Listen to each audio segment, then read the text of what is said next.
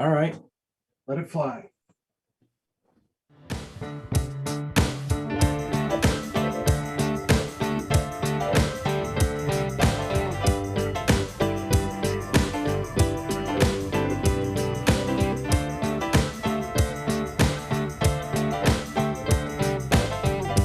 Illustration, isolation, illustration, isolation.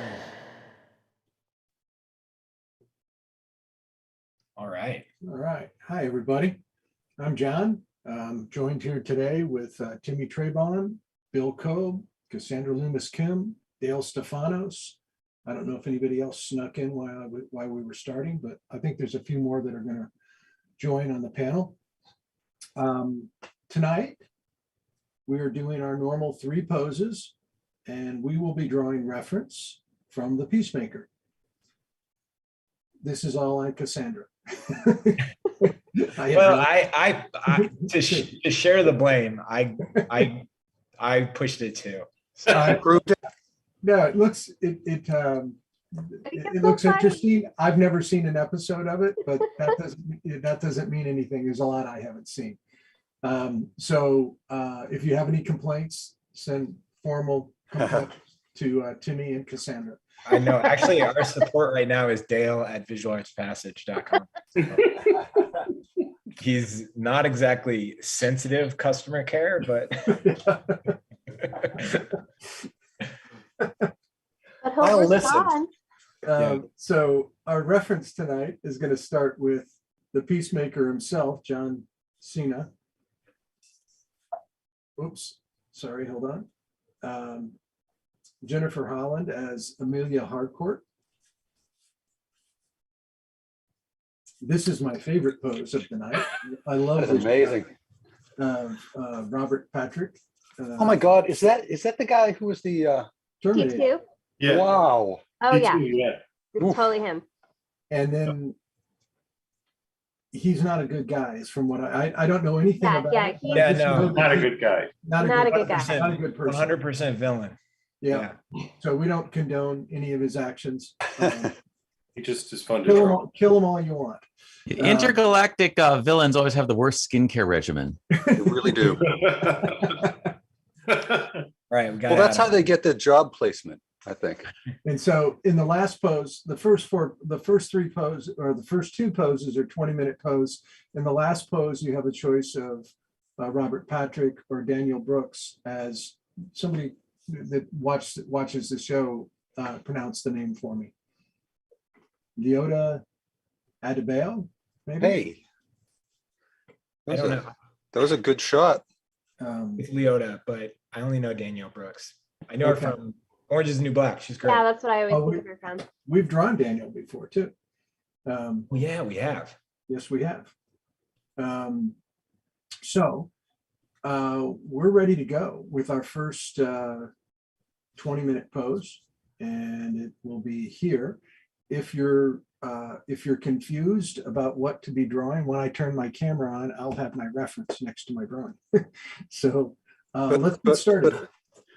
But how will they know who to draw if they look at yours? Somehow I think that's a slight, but Sorry, I just had to start. if they look at my drawing or my reference. All right, I'm going to stop sharing and let's get started. All right. The only thing I'll say is I dropped the link to the photos in the chat. So if this is your first time drawing with us tonight, you grab the images off our website. I'll be letting you know when we're going to switch. And please, throughout the night, post your work to Instagram using hashtag illustration isolation and @visualartspassage. We've had a pretty big crowd the past few weeks. Who's drawing with us for the first time tonight? And where are you tuning in? Tell us where you're tuning in from either way, because it's fun to see. Mhm. I saw Melbourne is on the list, which is awesome. Ooh. Is that in Georgia? Or is that from Jordan, all the way from It's in Melbourne, Florida. Yeah. no, there That's what I was thinking. Australia. There was Australia before. We've got an Aussie in the crowd, I think. Awesome. You know, we've had several students over the years from Australia. Yep. Wow, really? Brazil. Couple really successful. Robin Eli. Oh my Adair, God, he's amazing. Linda Adair. Really good. I didn't know she was Australian. Yeah. Huh. She now lives in Paris. She moved to Germany from Australia. I think her husband's a military contracts for the military. Gets moved around.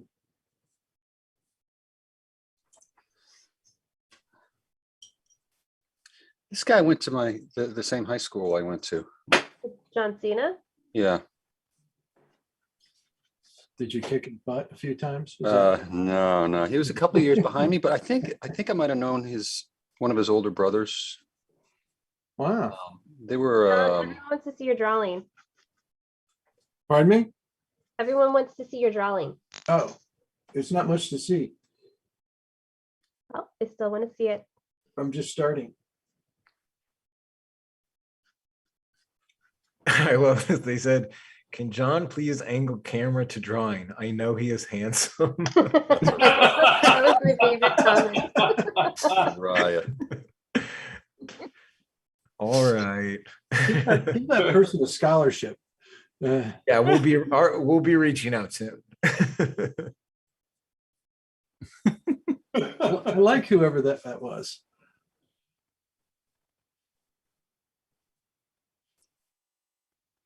So what do you think? Is Ray going to be crawling in here like about a half hour in quietly, and then we're just going to hear him place a shot about the something about some team losing?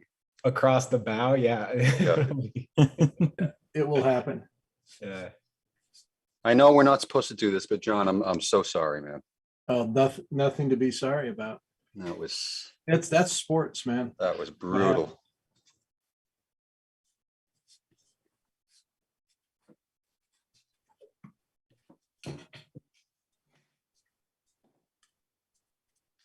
Anybody who's like a longtime Chiefs fan or Dolphins fan or Jets fan, that's just part of the game.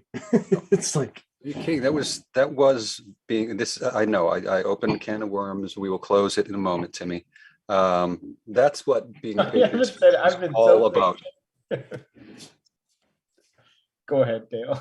I was just saying that's what being a Patriots fan was all about for right up until 2000. right All up to 20 years ago. Yeah. Yeah, I was trying to explain my son. I rarely speak to him about sports with any authority, but I was trying to explain that when I was a kid, we weren't even sure that the Bengals were really a team. Was Like it a college? I didn't know anyone who, at least admitted to ever having seen a Bengals game. That's Like really funny. my dad brought me a pennant back from Cincinnati from a business trip, and we were just going like, "What sport is this?" That's funny. Well, I did get a phone call from Cincinnati right after the game was over. And guess Are you who that kidding was- me? Guess who that was from? Oh my God! Did he really? Yeah. Oh, He was very polite about it. For And- those of us who aren't understanding any of this conversation, can we give some exposition? No, no. Can you please educate yourself? Timmy, we're trying to get off the football thing. So, All right. Well, I mean, what are you doing, man? You're just I think if continuing. you guys are going to lose audience members if you insist upon talking about something. The mysterious call from Cincinnati. Who'd you get the call from, John?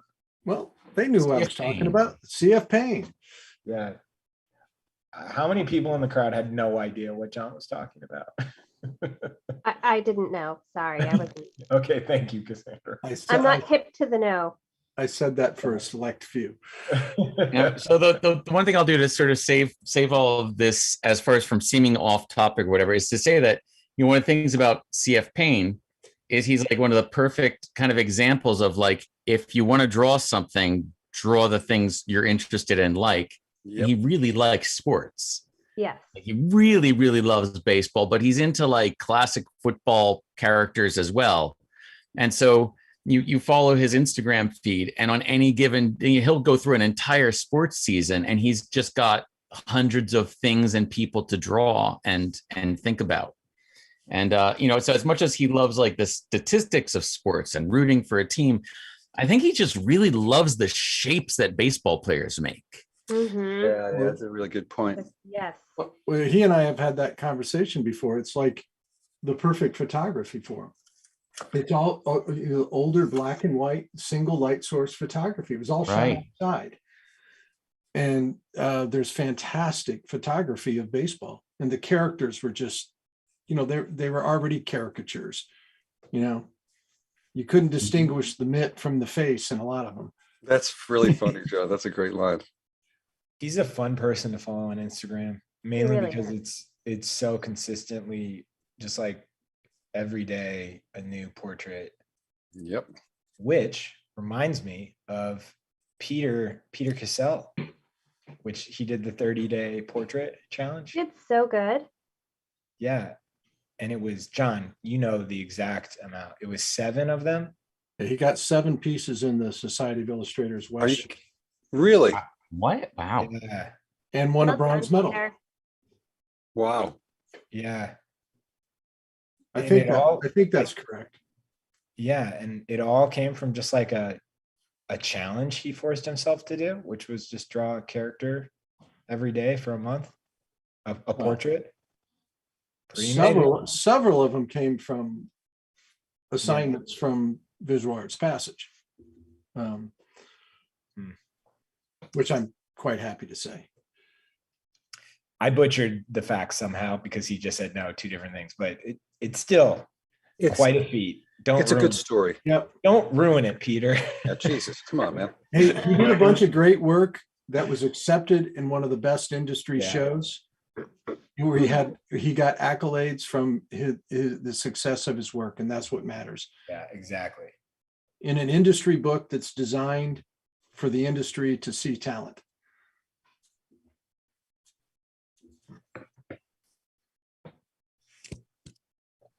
This was a big week for VAP students getting awards, actually. Absolutely. Yeah, I saw a lot. Like Laura did really well and Addie did really well. Mhm. Yeah. Pretty awesome.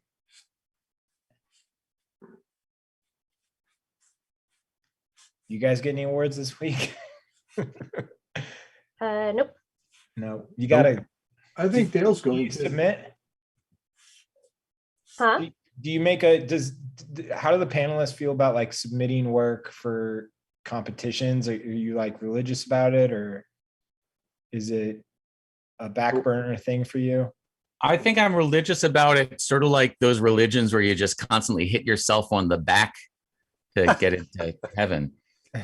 So do you? Okay, I enter. I every now and then there's a year where I go, oh, I'm not gonna do this anymore, and then the next year I forget that I said that, and I enter again. what are the ones that you always enter? Usually CA and if not the society, at least the original art children's book show. Okay. That's a great one. Yeah. I dropped a piece off to the society in November, and that show was up. Wow. What a Yeah. great Yeah. show. See, I have never actually gotten anything into it. But I've actually only gotten into the society show like once the year I went to the Illustration Academy, so 1997. Do you think it was a direct result? Like, was your work, really kind of, you get really inspired after that? Yeah, no, it was a bit of that. And the other thing is, I also think it was a year that a couple things slipped through that normally wouldn't have gotten in. What year was it? 97. Okay, I'm not being a wise guy here, but was that the year they had everybody resubmit because they like? No, I think that was the next year. Okay. I remember that one. Yeah, because when you disaster. That one was it's actually worse to have to do that when you don't get in, because you've submitted and then they make you resubmit and then they tell you didn't get in. You ever see that movie Orange County where the kids one kid Oh, gets yeah. accepted into Stanford. It's the wrong kid. They Oh. get their transcripts get mixed up. Oh, Oh, Oh yeah, yikes. yeah. I've always loved that. The kid's like, I got into Stanford. Yeah. I got into the Society of Illustrators. that's No, I don't even that's what it draw. felt a little bit like. Oh, I'm just teasing. No, On I bet it was earned. the reality side about that, those shows are extremely helpful for people in the industry, for people working in Yeah. the industry. It is a really good look at the work that was done the previous year. It lets, Hmm. it's a great, they were originally designed for art directors to find, as a resource to find talent in the industry. And illustrators have used them for years to Yeah. get their names on the map. And it was essential for my career. And I know it's changed a little bit. The other, there's other games in town. Spectrum's very positive. Spectrum's very good. It's coming up. They haven't announced their call for entries yet.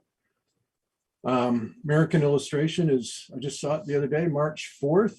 Hmm. It has more of a, maybe a conceptual vibe to it. And the society show should be going up about now, right, Dale? Yeah. The first Yeah. half of it, or the I know it's hung. Tim sent me a shot of my thing on the wall. Sure. But I think they keep pushing back the actual opening. wonder why. Yeah, I know. So I don't know. I don't know if that's my favorite, one of my favorite things to do in the world. But I don't know if I'm going to go this year. Now, I went the last year they had the opening. I went, and it had been 6 or 7 years that since I had gone, and I forgot how much fun it was. Yeah. Oh, Yeah. wonderful. I was real fortunate. Sterling asked me to come and present his medal to him, his gold medal. Oh, Oh, That's And awesome. that's it great. was, we had a great time. Met people I had never met before. I think I told you this, Dale, that I met John Cuneo, Oh yeah. Oh, really? and I had also never met Mark Summers before. I oh, met really? Mark Summers. I would have assumed funny. you would have been buddy with him. I never met him. I had a Both of conversation with him those. before. Both of those guys look exactly like their work, right? I mean, literally, John walked up to me and he stuck his, I can't even say the word, presented his hand, shake his hand. And he said, hi. And I said, you're John Cuneo. and he laughed, and he kind of giggled, and he said, that happens to me a lot. I thought that was just an incredibly funny. He looks exactly like his drawings. That's delightful. And he was a delightful guy, Yeah, he's a good guy. Yeah. brilliant guy. I always try for stuff. I love it's always just a fun thing to try for things. I get rejected by like 90% of it, but man, the stuff that makes it is always really Yeah. exciting. No, I You didn't. know- I always have two thoughts. One of them is going like, man, I really want to be in that club. And the other one is, I know I'm not in that club. Yeah. No, it's really, I mean,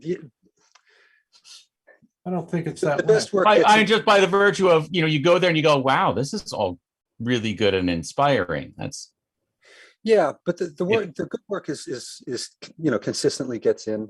But Mhm. I've judged a few of these things, and really, if you have the misfortune to be in the pile of work after lunch, after the judges have already looked at 400 images, it's like, Mm. it's tough. It's tough. I So- know I've cheated before, because you're supposed to enter work for that year. Oh, I've Yeah. entered work that didn't get in one year and got in the next year. Yep. I think that's pretty common, actually. Yeah. Oh, yeah. I've done that. Yeah. There were times when you're like, no, the jury got it wrong this time. Sorry. Yeah, what do they know? Right.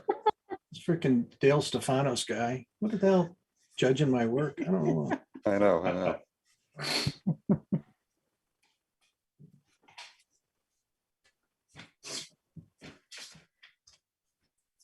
Is there any questions from the audience?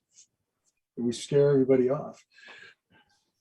Keeping an eye on it. Does anybody have any questions about submitting, like, to competitions? Because I think one of the questions, probably one of the most common questions I see online at least is like, should I pay to submit? When should I know it? When should I start making those investments? Stuff like that. Oh yeah, those are really good questions. I think like I personally always look at who won previously and like what comes from it, and that will help determine like who are you going to get put in front of if you enter that competition. Some of them are like not worth submitting, definitely not worth the money, and then there's some that like put you in front of a lot of really good people and it's totally worth it. I've submitted to competitions and I didn't get anywhere near a finalist, but I got contacted later because judges liked what they saw and wanted to work with me. Oh, wow. So that was more like gallery, like fine arts competition, but like it can always be surprising the people you are in front of that you don't even realize. That's kind of how I think about it. Like somebody's going to see your work, and that's better than them not seeing your work. So here are a couple questions. I think that this first one, I think that you kind of touched on it, Cassandra. How do you know if a competition? How do you know if a competition is legitimate? I think it's. I mean, just if you're talking about like how do you spot a scam, I would probably say, like, look at who's been featured and what the backlinks are to that. Yeah. And just to be clear, the competitions we're talking about right now are like industry standards. Yeah. Society of Illustrators is on their 65th show. They've curated American illustration since 1901. They are the most established organization in the industry. American illustration, how many? I mean, I don't know how many years they've been around. They've been 40, around a I long think time. 40. Long time. Yeah. And then Spectrum's on their 28th year. And Communication arts. yeah. And those shows are industry standards, and truly people use those books as like a talent resource. And it was, I talk a lot about the Society of Illustrators because it was the one I was most involved with, and I think was the top of the heap when I started in the industry. Now there's others that compete with it. Certainly Spectrum on the publishing side and the fantasy work has stolen a lot of the thunder from it. It's another game in town, but it doesn't diminish what the Society of Illustrators has done or still does. And they are, the people who control who gets hired in our industry are art directors, and art directors pay attention to those things. And so if you're, you really have to think about, as an emerging artist, what is your objective? And that's to identify who you're going to make the work for, and who has the need for the work, identify who they are, and become memorable to those people.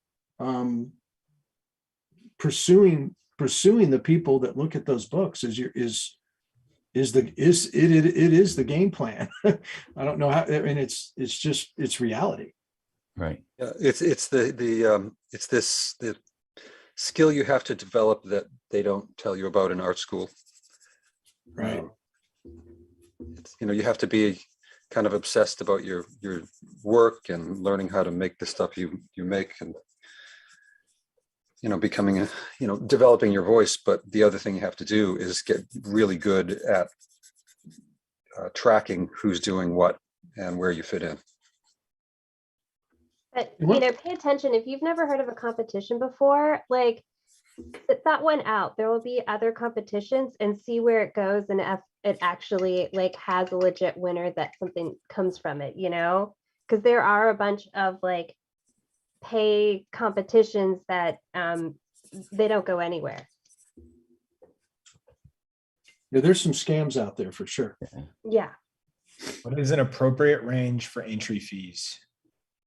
And then do you have any red flags for when it comes to competitions? I would just pay attention if they're established or not. Yeah. All the ones we just mentioned, trust me, they're established and people use them. People use them to find artists. Yeah, Also, it's- look at their Instagram. They're going to have an Instagram page if they're a big competition. See who's following them. If you don't recognize any of the followers, then it's probably not going to be a competition you want to be a part of. Right. So again, that's a really good example, Cassandra, that you have to know the industry and you have to know who's, Right. who's established and who's doing what. I'm always very suspicious of a new competition. As sort of fresh as modern day contemporary, illustration is, it's still kind of an old school industry with entities that have been around for a long, long time. And whenever I see like a new competition pop up, I tend to just stay away from it. And as far as the entry fees are concerned, do what you can afford. If you can't afford to Yeah, it's an investment risk, right? So And then the entry fees are only the beginnings of it. yeah, You get a piece in the show, you got to ship it there, you got to frame it, you got, the ship it Right. back. I mean, it gets expensive. right. And there's a hanging fee. And a hanging. I would also, as an outsider, say my question would be, and for anybody can answer this, but I think it's relevant to like the fee is, what is your intent for entering?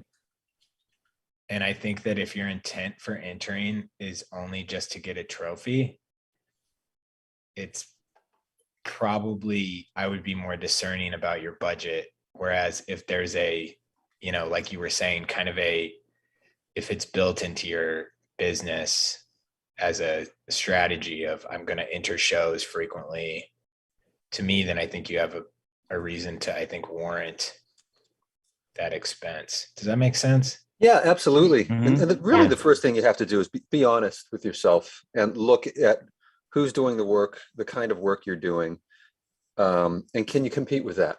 And not only can you compete with that, in some instances, is your work, do you really think your work is better? And I'm not, Right. I don't say it like that to kind of dismiss anybody or to discourage anybody, but you have to be really honest with yourself and look at the leading professionals and say, is my work competitive with that? If it's Mhm. not, then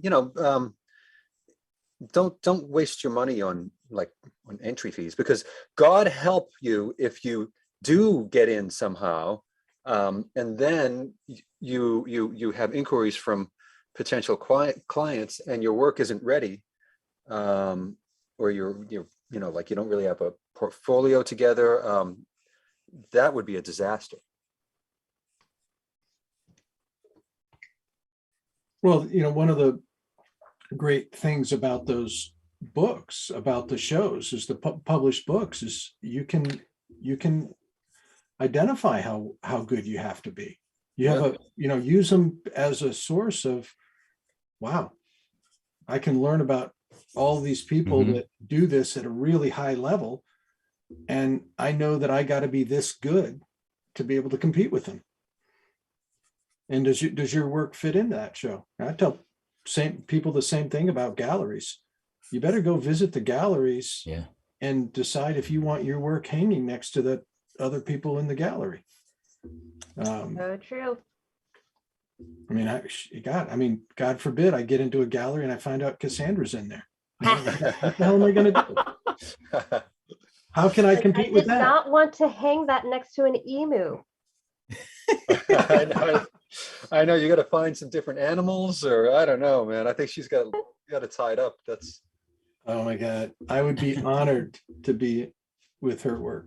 Oh my gosh, John, I'd be honored to hang next to your work. You're so darn good. Well, I don't think John Cena would think so right now. John Cena, whatever his name is. I know. I'm drawing someone who looks sort of related to John Cena, but That's a little like Val Kilmer-y right Oh my now. God. Yeah. Yeah. yeah. Right. You know, maybe And that's I- who I'm drawing. It's Oh, a Val combo Kilmer. between Val Kilmer and it's got Arnold's forehead. Yeah. Yeah. yeah, I keep winding up with Arnold, and I don't. Yeah, me too. Me too. Well, he's got Arnold such a square Kilmer. face. At the Well, I mean, beginning, let's- I think I'm starting to go a little Van Damme on mine. I don't know, like oh, Huh. for the yeah. first couple of minutes, mine was totally Tom Cruise. And, That's funny. and I was like, I got to get away from that. Here's a question. Are there a lot of questions about competitions? We hit a nerve. Okay. mhm. Are there competitions that are better to submit to than others when you want to submit unpublished illustrations? Isn't it funny that we're like this, the sports talk is frowned upon, and yet we're still talking about competition. Interesting. That's a good segue back to football. Yeah. Oh, Yeah. I'm sorry, what was the question? I was so focused on On your my dig, point. On my point. Yeah, sorry. my point. Yeah. Now I got to dig up the question again. Oh, Are wow. there better competitions? Are there competitions that are better to submit to than others when you want to submit unpublished illustrations? Well, yeah, make sure they have an unpublished category. The Society of Illustrators has an unpublished category. Yeah. Yeah, all the ones we've been talking about have a unpublished. Yeah. Okay. It feels like, and it feels like in general, there's a lot of, because a lot of the questions are very concerned. It feels like there's a lot of like, people are very nervous about, these competitions, and they're very suspicious of the intention of the competition. So Oh, here's another question, which is, what are your thoughts on competitions who retain the right to use your work? Adobe just had a controversy over running a competition where it retained the right to use the entries later on, regardless of winning. oh, Don't enter them. yeah, I wouldn't enter For that. what purpose? What Yeah. purpose would they use the word? I mean, I would ask instantly, what purpose? I don't think that would ever happen. I can't see like communication arts doing that except to publish, except to advertise the book itself. right. Mhm. Yeah. I'd be suspect of anything beyond that.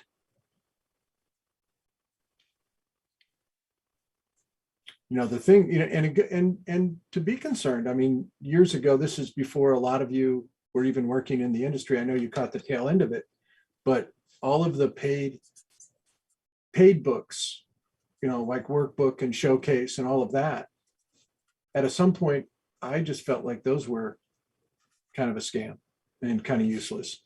Oh, they were. Oh, you know what's crazy? But I got a lot of work from them. It's actually crazy because I have an Adobe story. I worked with Jeremy Collins on the movie Drawn, and I edited the movie. I edited the whole movie using Premiere. And Premiere at the time they were still looking for like film projects that were edited using Premiere, and they would like hype it up as this movie was edited in Premiere. And I wasn't the point of contact, but they hit up Jeremy, and they basically were like, we want your film, because Timmy edited it using Premiere. We want it as the skin for like when you open up the Adobe software. Oh, wow.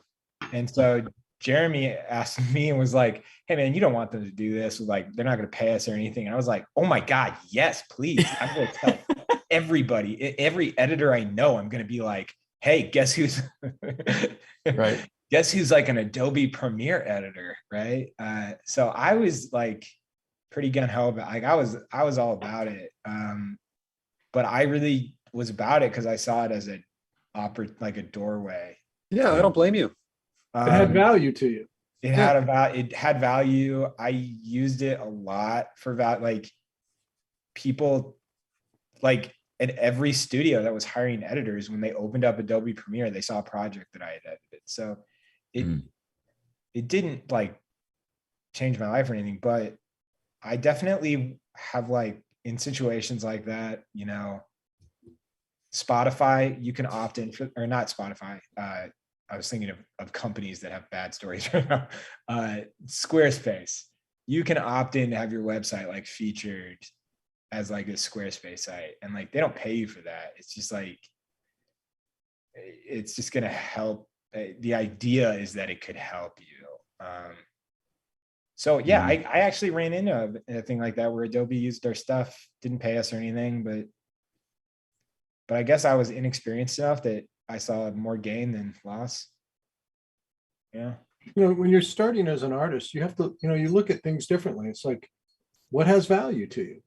You know, and again, it's like, you're not going to,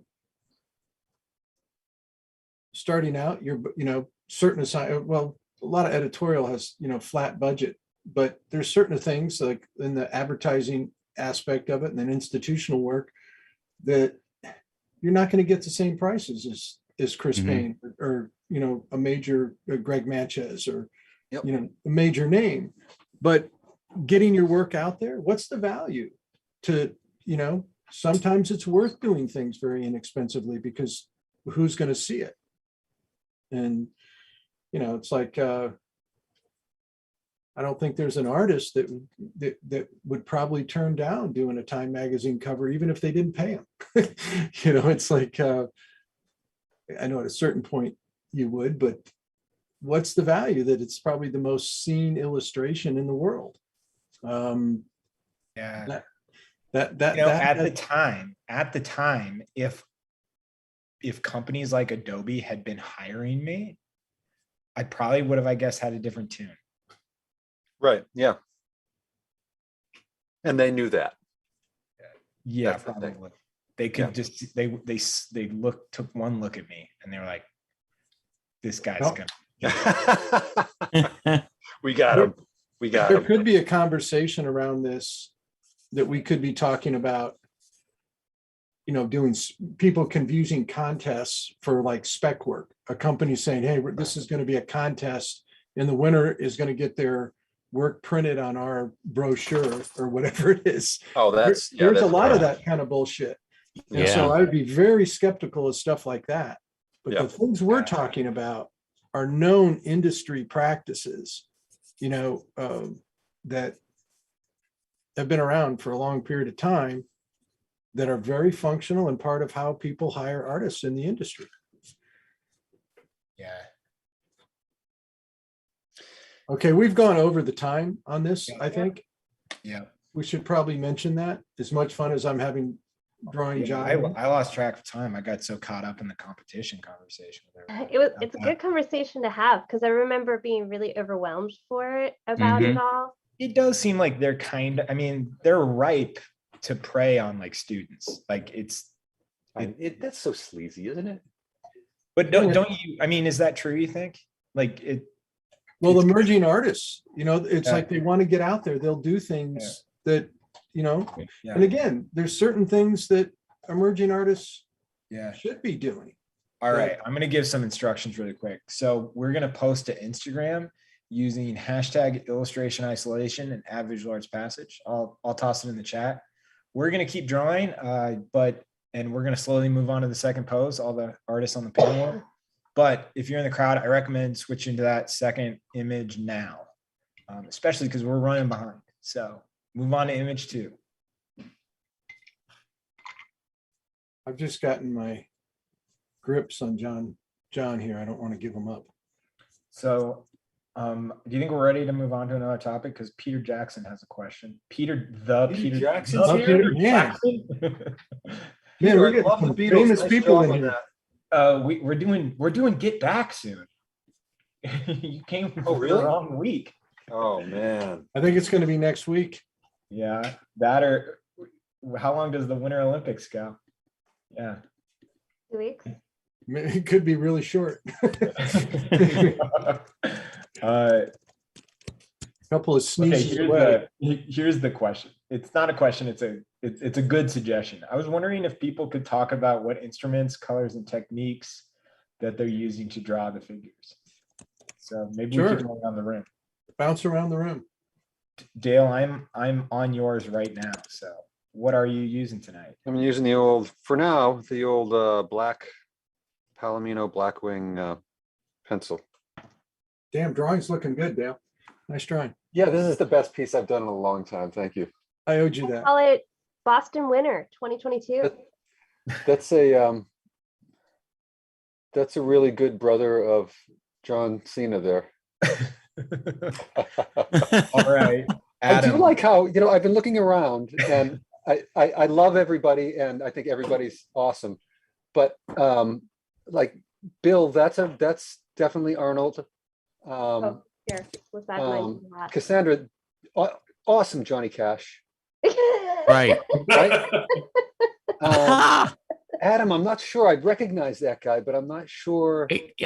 I turned Arnold into Mark Wahlberg, I think.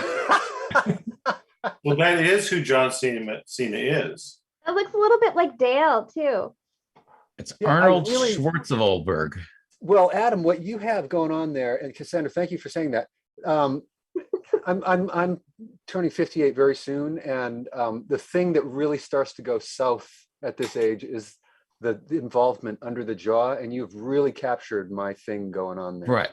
So, I- yes. I spend a lot of time on that in like anatomy classes to like just have everyone feel around their faces for landmarks and notice that there's no reason for that to be a corner, right? Where your jaw hits your neck. Yeah. Like it's just elastin, and once that goes, we're all frogs. Yeah. Hey, Adam, what are you working with tonight? I am working with a really black pencil and water soluble graphite Oh, wow. Interesting. and white gouache. Oh, nice. Oh, I gotta try that. Yeah, someone gave me this big tray of it for like Christmas, and and not this Christmas. I held off for like a year, not knowing what to do with it, and it's been kind of fun lately. So is that like a Michael's level water soluble graphite, or is that like pro, you gotta go to I Pearl think or it's something? it's by What's the brand? Artograph, Portugal, a company called VRCo. I think it's actually a professional supply. Okay. Well, that's cool. I've never even heard of water soluble So, graphite before. Yeah, me neither. So what does it feel like? What's the It actually feels a lot like, it's weird. It feels a lot like color, except that it's got this slightly kind of slipperiness that graphite has. If that's a way to describe it. I don't know how they're graphite and they're colored. But this, the darkest one, this black one, once it dries, it really does just have this kind of pencil sheen to it, as brushwork. I'm gonna check that out. Who are we doing next? Bill, I'm stopping by everybody's studios and their pages are totally blank. Nobody knows what to do next. All right, Bill, We there's all one. started on the next pose when you went. John's still drawing that other guy. Bill, what were you working on tonight? I'm working in What am I acrylic. drawing, Dale? I'm working in acrylic and crayon and a little bit of pastel. Oh, And, trying to decide if it looks more like John Cena or Arnold. it does. It's the same guy. It's the same guy. Like mine ended up being Van Damme, like somebody said. But Me, mine went Van Damme. yeah, They're yeah. all the same guy. I forgot about him. I totally forgot about him. Right. Well, did you remember that commercial for the The one where cars that he's he was like doing riding the split? two trucks in a Yes, split. Yes. I had Oh, forgotten yeah, about yeah, him yeah. until was- that. Epic. Yeah. See, And it's weird. He's got a voiceover before where he's explaining it almost in philosophical terms, and I have no idea. And they're playing Enya. Yeah, right. yeah. Right. So we're stopping by John's studio. John, just to be clear for everybody, can you show everybody's second image so they know, so there's no confusion? No, we got it. Never mind. Well, I know that. I know the Audience. panelists know, Hold but on. I'm getting hounded by the audience. Image This is the 2. second image right there. Yep. Go to the website if you haven't gone already. I've shared the link a few times in the chat. But John, what are you're doing your new pastel night? I'm using new pastels. And I'm drawing John Cena. Mhm. Dale, you sound kind of bitter about John Cena, and I'm just wondering if maybe your high school experience with John did overlap a little bit. Maybe I'm just imagining him like kind of like shoving you in a locker or something. Oh no, I wasn't the shove in the locker guy, but you're probably just catching the general Boston bitterness. About anybody who becomes famous, It's not you. Want to eat him alive? Yeah. Yeah. It's such a Those Wahlbergs, man. Oh boy, we're all angry about them. Are you really? So No, such a supportive town. Care about. don't even bring up Matt Damon or Ben Affleck. Oh, by the way, I actually saw Tender Bar. Oh, is it good? Oh yeah, Ben Affleck was phenomenal in he it. was good. It is and I know you're connected to that, Dale. That's your daughter worked on that, didn't she? Yeah. I thought that was a wonderful movie. Yeah, I liked it. It was nice. It's funny. I kept kind of waiting for the bad thing to happen, and it was just kind of a sweet movie, Yeah, it was kind of quiet, and it had made me feel good at the end. Really did. Yeah. Hadn't been to a movie like that in a while, or seen one like that in a I while. know. I've been to. I know. Has anybody been to a movie theater? I saw that. Haven't been in years. I got pretty wild once once I got vaccinated. Oh, no kidding, really? Yeah. Before he got COVID. Yeah. I truly trusted science, probably beyond what it could be trusted. So you're saying science betrayed you? Yeah, I really pulled the ripcord on the whole. I got vaccinated and I was like, all right, I can do jujitsu again. I'm going to movies. I'm going to go to a restaurant, and it blew up in my face. That's funny. I have to say, Timmy was one of the most careful individuals at the begining. Oh, I was super careful. And then you went from that to watching him like sending me these wrestling videos, these jiu-jitsu videos of him, slobbering all over some other guy. I know. I like to think I kept my slobbering within reason. I do. Whenever I roll with anybody, I do have that moment where I go, "You vaccinated?" Get out of here. Like you're on the ground, you're rolling around, and it's like, usually like the class starts out, you partner up, you got a partner.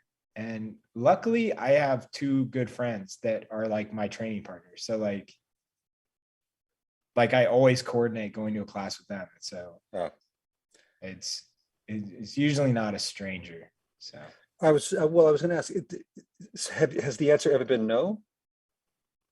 Yes, are you vaccinated? Really? Yes, it has. Yeah.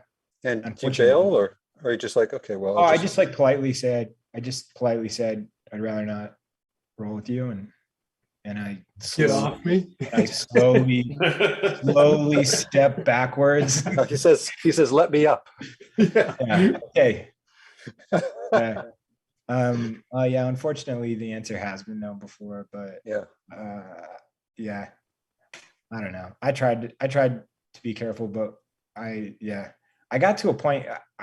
My fitness is so wrapped up in competition for me personally I kind of got to a breaking point mentally where I really had to get back into a gym and do it, unfortunately. So I I understand made that. that choice. I really, I had to make that, like, that was like an emergency. Okay, you got to go to the gym. Yeah. No, so- I get that. I get that. but I am pretty careful. I got, yeah, I've got training partners, so it's like I've got two buddies that are great, good friends. Yeah. So, yeah, Yeah. I was hoping that green would make John Cena look better. John, Oh, that's looks looking really good. It's Oh, definitely wow. looks like John Cena. Yeah. Bill, stop right there. Oh, Oh, Bill, by the way, I didn't see your finishes. You know, we were talking, looking at all the participants in Studio Bridge today. The drawings you did this morning were unbelievable. oh, thank you. I was feeling really good about my Peacemaker that I did this morning in the helmet. Yours blew me away. I loved it. It was Oh, yours was fantastic. You know, that was really, I really love how you handled the side of the face where you just left it in shadow. That was great. Thank you. but then I saw yours and I was like, damn, it was better than mine. I liked it. No. this is kind of a broad question. Crap, Dale. Now I really wanted to draw her face, and now I got to do Sorry. another one. No, I'm kidding. I'm kidding. Go ahead, Timmy. Okay, so from Adam, not for Adam. All right. You hear that, Adam? No. Yes. I'm just kidding. Adam, Noted. you don't have to have Timmy read the questions, man. You can just let it out. You When can talk starting- to us, Adam. Okay, when starting new projects, what are some go-to questions that help get you going? What's the budget? That's good. What's That's the a funny one deadline? because people are always like, that's always the last thing anyone wants to tell you too.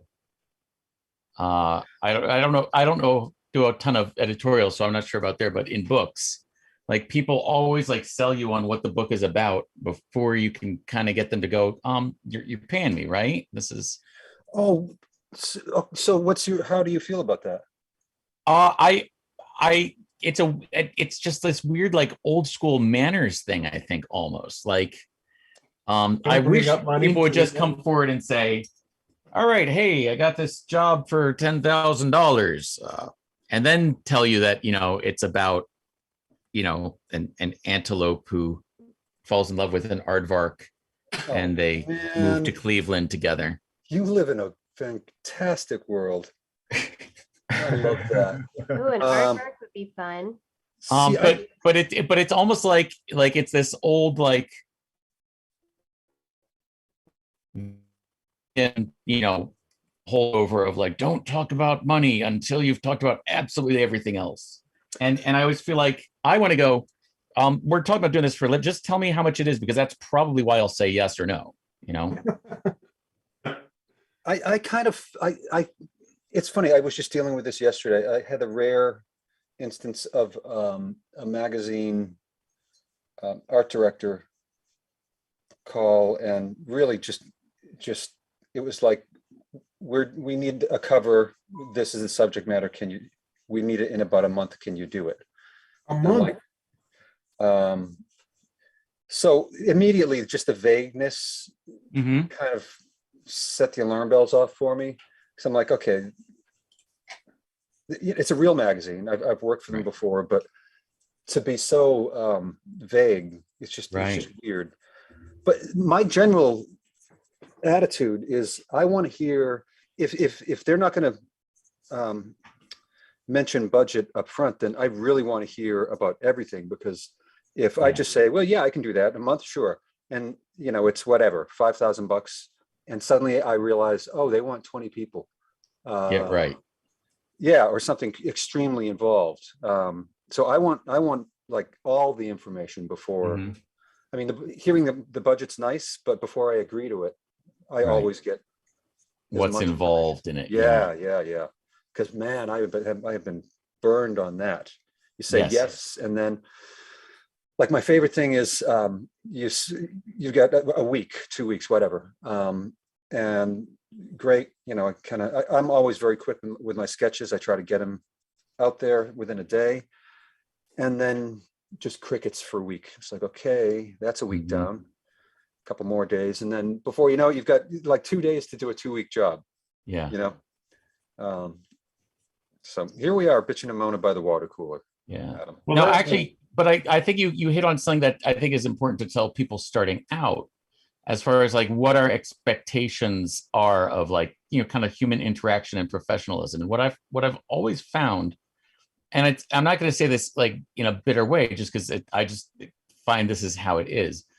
But like the lesson I always learned is like, you as the contractor, right, as the illustrator, you cannot ghost people. Right. Someone emails you and says, hey, how's the job going? Or, hey, you can't ignore them. Yep. They can ignore you. Right. And it's just sort of accepted. So if if there's an art director listening and I'm saying that, like, it might even sound weird that I would say, because I don't think the people who ignore me even think of it in those terms. I think it's just not on their radar, where they're thinking, okay, well, I'll get to this one in a little bit, Yeah, I agree with that. but you can't do that to them.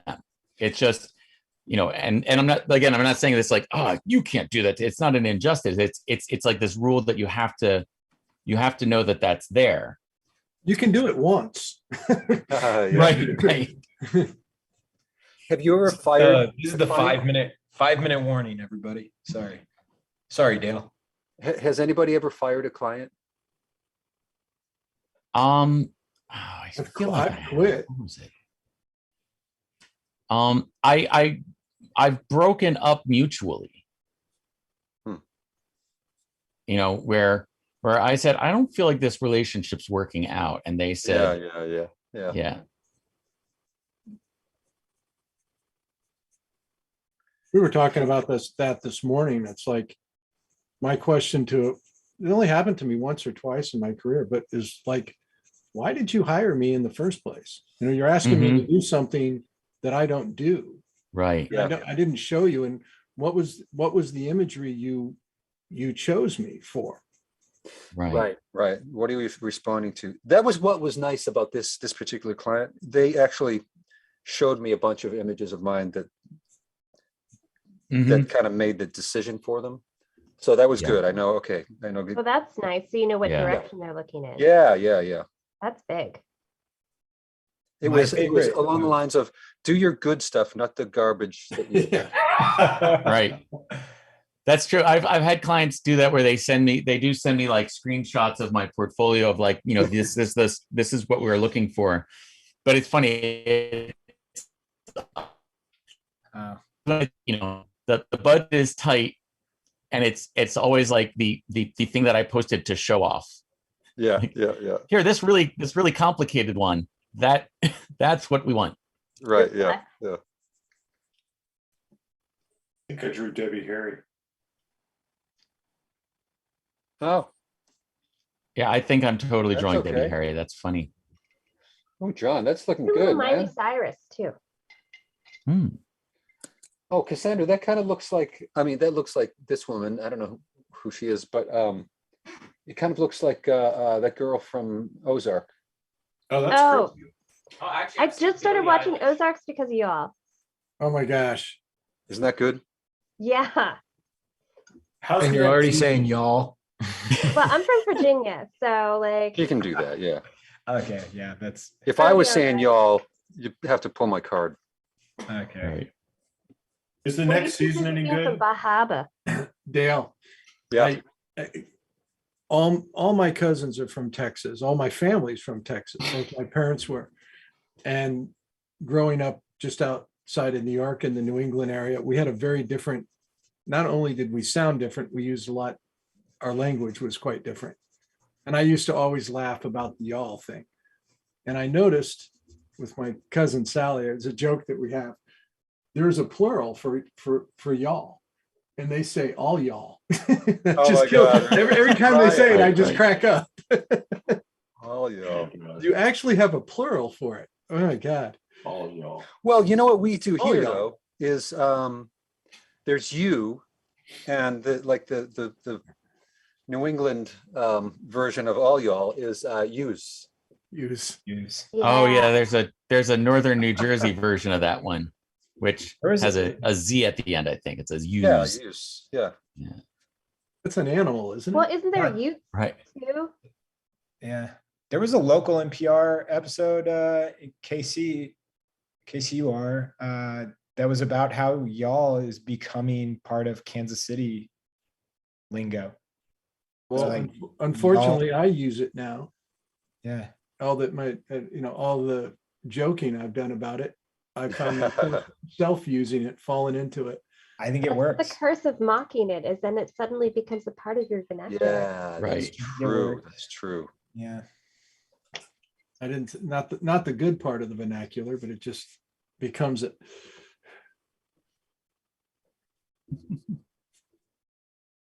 To go back to you were talking about, Dale, I think you mentioned like firing a client or something like that. Yeah. When I freelanced, like one of my favorite phrases was, and it kind of helps you have the conversation about things not going well, is the scope of the project has changed. Yeah, Hmm. I think my dad told me that. Like I was complaining about a project and he was just like, just tell him the scope of the project has changed. I was like, what? It's like, and it's such a non-aggressive, just like business way to kind of be like, things have changed a little bit. And I think we have to revisit the scope. I really like putting it that way. I've used Yeah. like mission drift. Oh, I've that's used- good. Yeah. Mission drift. Is Yeah. that like an email or is that a phone call? I would do either, but I think it's probably Yeah. it's probably been both. Yeah. I try to have It a also really good sounds like relationship. it sounds like an amazing Tom Clancy novel too. Mission It drift. does. Totally get that. Dale, you're Sure. saying you try to do what? Well, I always try to really have a really good relationship with Yeah. clients. So to me, I appreciated when you use the term non-aggressive. There are, I always, when there are problems, I always try to frame it. I don't use you. I don't Right. use, as impersonal as possible. It's like, this is the project we're talking about. We're not talking about me or you. We're just talking about the work here. Hmm. Not you, it's the project. Yeah, it's not you I hate. It's the project that you're ruining that I hate. Hey, on the note of hate, we're ready to move on to the third pose. That was the buzzer. So Oh, thank God. this is the third and final drawing. You can use this as a 45-minute pose. You can try to draw both images, but we're moving on. You pick one or the other, whichever one you like more. Just as a reminder, Daniel Brooks is like protagonist, just background on the show. If you're not familiar with the show, Daniel Brooks is a really great protagonist of the show. She's like the only, I would say, lovable, nice, good person in the show. And then Robert Patrick is like a horrible, terrible villain. So what is this? I don't know He's this show. What John is it Cena's about? dad in the show too. Yeah. The show, it's kind of like an anti-superhero. Like I would say it's like in line with like the boys genre of like comic books where it's like He's a vigilante, isn't he? yeah, he's like a vigilante buffoon. Like There's also a character called Vigilante. yeah, which is not to confuse people. but yeah, yeah. Is it like a spoof of superhero stuff, or is it? Kind of. I mean, it's part of the DC universe. Well, they but, just kind of call out some funny things that you don't think about. Like it's in the first episode, so I'm not ruining things, but he's running into a restaurant or going into a restaurant to have a meal with a group of people. And like they look at him in the parking lot and he drives up in an American flag car and gets out in full like superhero uniform. And they're like, we're just eating dinner. Like, does he have to wear that all the time? Like, Oh, you that's know, funny. it's just making fun of kind of that the whole costume. Yeah, he kind of just like, you know, takes himself way too seriously, and he's also like a villain in other, like in the Suicide Squad films, he's a villain. So Oh, okay. I haven't seen those. He's a government operative who yeah, kills people in the name of peace. yeah, that's his. Yeah, that's his slogan. No matter how many women and children. Yeah. That's a right. Yeah. So Yeah. He's a bad guy. Yeah. yeah, But he yeah. doesn't, For the He doesn't purposes know of it. this show, they've made him out to be like an anti-hero, like that's complicated, and it's the supposedly telling the story, I think, of like hurt people type thing. But Yeah. I don't know. John Cena plays an idiot so well though that it's And he just comes across naive. It's impressive. yeah. But yeah, so there's like a very like messy backstory for everybody. Yeah. And he's not opposed to spandex, Dale. Oh, well, I mean, come on. Yeah, Dale, you're like one helmet away from and I know you probably got plenty of those. Helmets. Oh my God. Closet full of helmets. They're not spandex though. That's Yeah. boy, spandex helmet. Now you're talking, right? there's a great scene where he's trying to fit into his spandex. Yeah. And he can't get his body's too big to fit into the shirt. That's funny. See, I don't mean because I'm big, but I've had that moment, like at triathlons with wetsuits. It is Oh, I can't even imagine. it is hilarious watching middle-aged people trying to squeeze themselves into a wetsuit so they can, go prove that they still have a little bit of vitality left. I was one of them. I was in. I went surfing with my buddy Christopher, and I had a wetsuit that my dad had from when he went diving with the Cousteaus. Oh my God. That is So it's like a that's theme. not- It's not for surfing. No. It's like a themed wetsuit that like that just kept me from having to buy a wetsuit. But I was like, this is crazy. This is so uncomfortable. And like, it was exhausting. It just was killing my shoulders. And I was telling my buddy, I was telling Christopher, I was like, how does this not fit me? It used to be my dad's. And he was like, well, you should put it on not backwards next time. Oh my God. Oh Are my you serious? That's really- Yeah. That's amazing. Yeah. Did you Did a whole day of surfing backwards. I'm sure people were backwards looking in at me a the whole- diving wetsuit? Oh yeah, in a diving wetsuit, just I to. can't even imagine that because that's not built for exhausting. that at all. It felt like all I did was just like shoulder presses all day. Yeah. Oh my God. Does anybody have any other questions as we're heating up for the third pose? In the audience, any questions?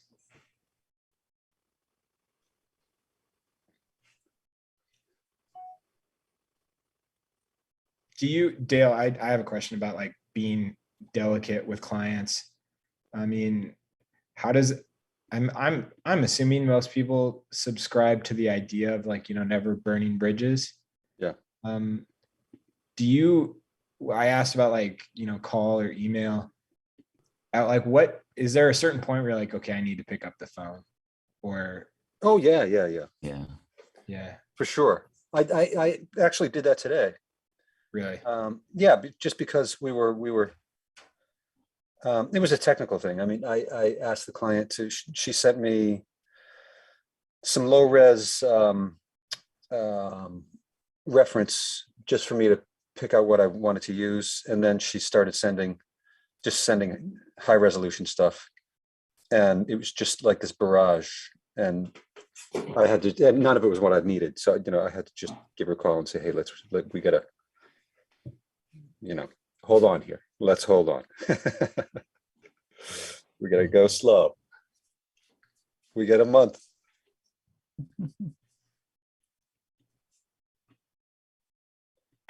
But there are a couple of art directors who still, actually, there's just one, that other one retired, but who still call rather than email. And I love that. Yeah. Oh, you can get so much figured out over the phone so much faster over than versus Yep. email. Yeah. This is really bad. My dad was always, he always said don't ever burn a bridge, but I don't know that he always followed that. But one of the things that I always thought was wild is he had a client that he like really struggled with. And it was kind of just imagine your like headache client that you just, every time you saw a message come in, you're like, oh no. Yeah. And he did such a good job of, kind of hiding this and just being like a positive energy around this person. Mhm. They asked him to be in their wedding. Wow. Oh, Wow. They asked him to be in their wedding. And I was always like, wow, you two-faced. They had no idea, That's fantastic. I've kind of made it a habit to, whenever I have a hard time with someone, I try to do the same thing. I try to make it my mission to completely win them over, Mm. Yeah. just completely. Yeah. And Probably it's, not I will always- admit, not it's always kind of, possible, right? what's that? Probably not always possible, right? Or do you think you can make it work usually? No, nothing's always possible, but Mhm. I don't know. The only times that I've given up, it's probably because I just thought, well, I really don't care. But I don't know. I'd rather go through life, leaving a trail of people who would rather have contact again than not. Mhm. Oh yeah. Manners go a long way. What's that? Just general manners and politeness go a long way. Yeah. Yeah. Well, and empathy, just Yeah. relating. It's funny. So when as a tie into that to when we were talking about, like budgets, right? And how people trying to get someone to explain how much money something is going to be. But it's one of those cases where I always, if I have to broach the subject, I really do always try to, say, put it in like a we term, like what kind of budget are we working with today? There you go. Because the person you're working with has been told how much they have to spend. As sometimes they feel like the bearer of bad tidings, all the time. Usually sounds like that to me. Do you ever This ask? is what I'm authorized to give you for this thing. What was that? Do you ever ask for more? Yeah, I have. Yeah. But I kind of do it in a way that's empathetic to their position. It's like, okay, so, can we, is there any wiggle room for us in there? Or, is there, how firm is that? Or, Yeah. I usually ask for more. If it's a new client. right. And not because I'm a greedy SOB. I'm an illustrator, for God's sake. But because I have a pretty good sense of what the marketplace Mm-hmm. Yeah. should be paying. And if it's not right there, then I'll definitely, because I don't want to be the guy who's driving down Right. fees. That's like, Mm-hmm. When that's not cool at all. when you all talk about budgets, Y'all. Yes. there's different like, correct me if I'm wrong, there are people that have like really solid budgets and like they're expected to spend them. Like I would imagine like Nat Geo's like art direct. I'm assuming that they've got a number that goes to that cover and it probably shifts over time, but like it's a solid, like there's not like a runaround, right? correct? Or They have an art budget. yeah, So usually they'll pay whatever they pay for a cover, but like if if they They got have a good, they got a good budget. so so like that's like a solid answer. Whereas, Well, whereas I no, probably, no, oh, it's really? not. Yeah. It's not because a really, I don't know who's an established landscape photographer. The top people are going to get more money. Period. Uh-huh. I talked to Chris Payne about this once. I've talked to a lot of people in the industry about it, and you always, once you kind of get to the top of the budget food chain, so to speak, you realize, oh, there was more money back there. Right. So like I had this one instance where I asked for whatever, another $500 or something. And the art director said, my entire budget is this much, for photos, illustration, all that. And, I'm giving over half, I'm paying you over half. I said, well, I'm worth it. So You need to get a bigger budget. yeah, but I he wasn't offering a lot. He didn't, it was a small magazine. And I said, and I'm serious. I said, I'm worth it. And you want to be able to come back to me in a year or 2 years or 5 years. You still want me to be in business. Yeah. This is my living here. So I need to ask for more. If you can get me more, great. If you can't get me more, can you get me more time? Or can I get more creative freedom? Or, there are different, different ways to ask for more. If that's what you want.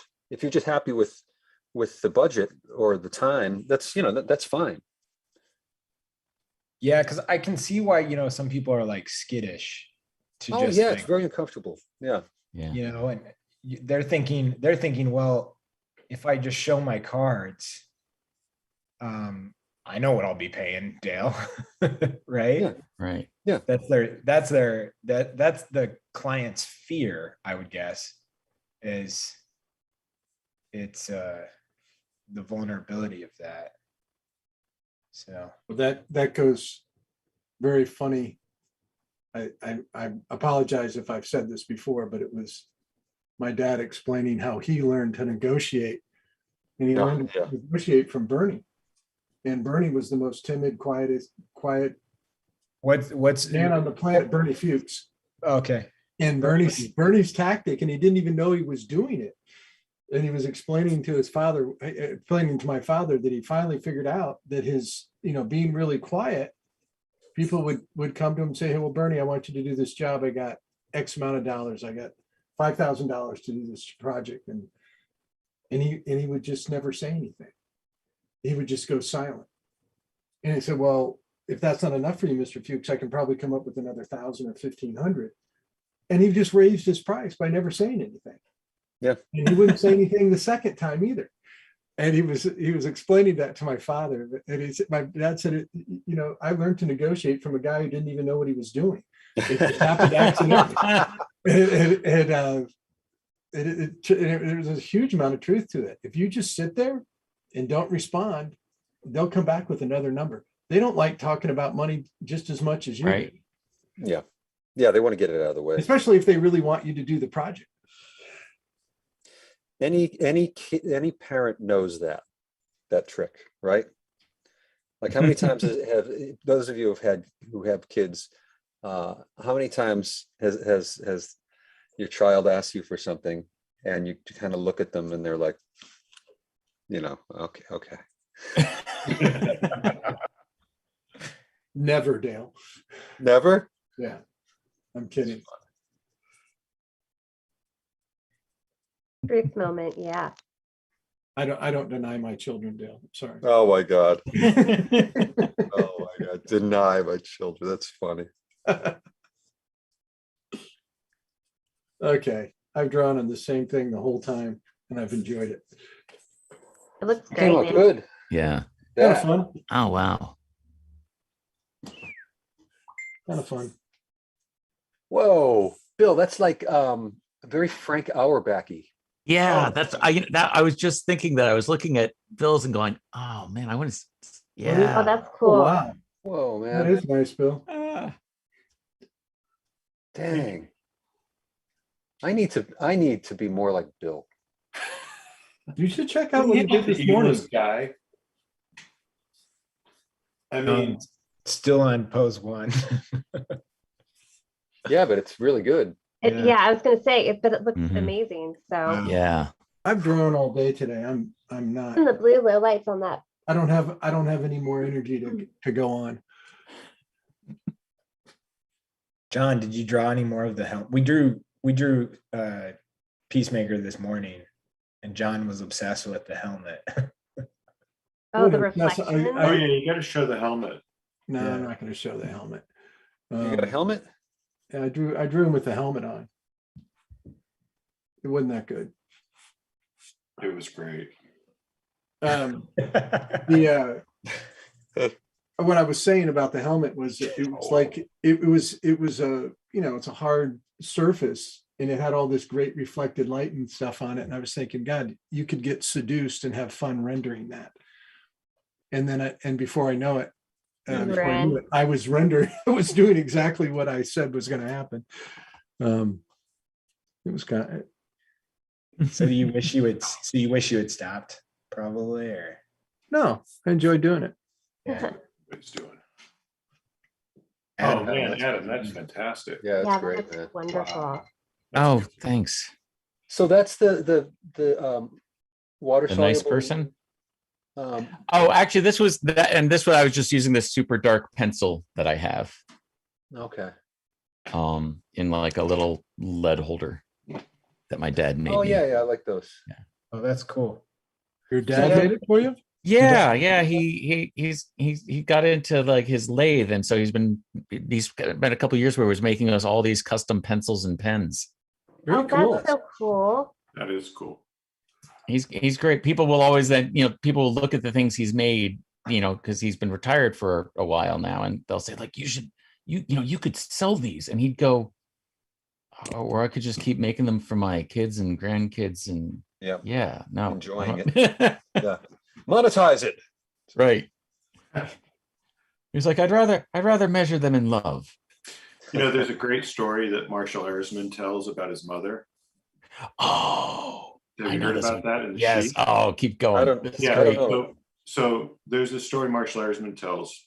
Marshall Erisman's a great illustrator and painter, and the head of a MFA program at School of Visual Arts.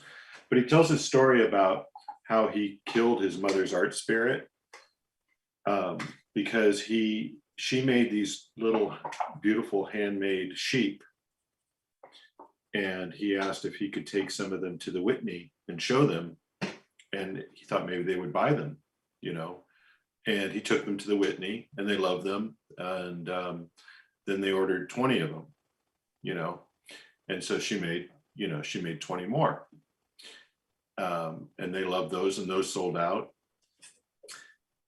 and then they wanted 300 of them, or some ungodly amount, by the time she was done, he thought he had done a good thing. He thought he had helped his mom out. He thought, he shared his thing.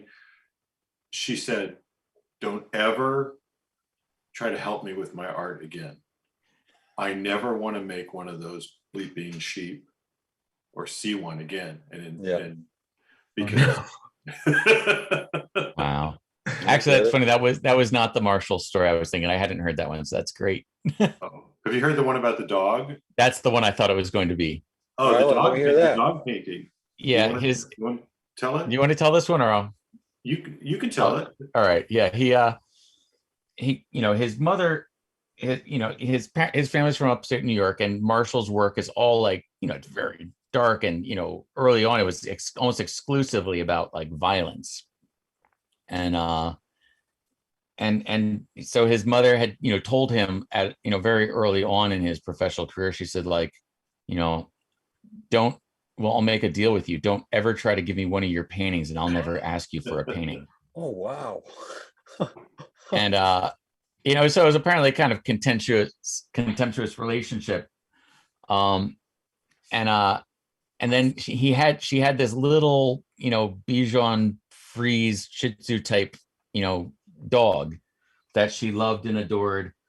And when the dog died, she called him and she said, "I know what we said, but I need to ask you to paint something for me. I need you to paint a portrait of my dog." And he said, "Well, I know what she means. She doesn't mean she wants me to paint like my painting of a dog for her dog." Right. So it's like, I'm using photo reference. I bought a little brush and I'm really spending time with this. And by the end, I can give her, a traditional pet portrait that is the kind of painting of her dog that she wanted. Can I interject here for a second? Yes. When he saw her, he asked her where the dog was, and he said he knew the answer before he got it. The dog was in their freezer box, preserved. Yeah. So go ahead. Yes. So the next time he gives her the painting, and the next time he sees her, he goes in and the painting's like hanging above the fireplace. And he goes, "Okay," makes a little note of that. And then she says, did you see your painting of the dog?" And he's like, yeah, you put it over the fireplace. That was very sweet. And she's like, "No, did you look at it?" It's like, "Why?" "Yeah, okay." And she's like, "I fixed it."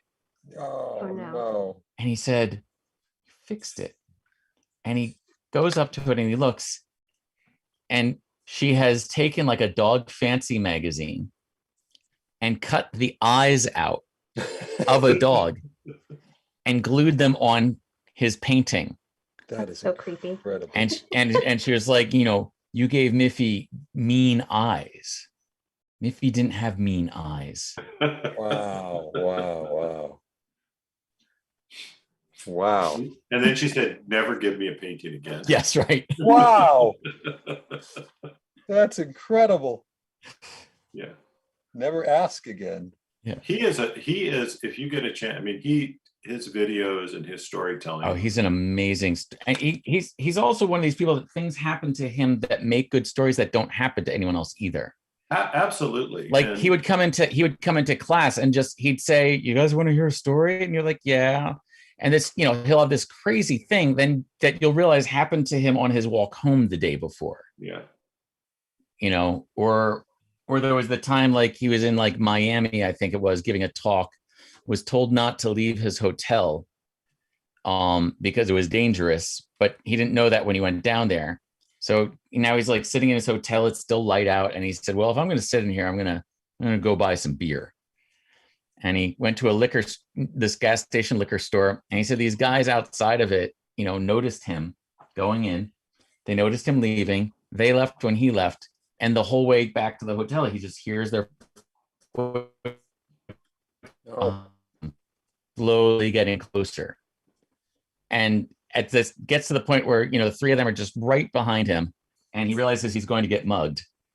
So he just turned around and said, "Hey." And we're like, "What?" He's like, "Yeah." And they all went, "Hey." And I said, "You want some beer?" Oh my God. And they said, "Oh, okay."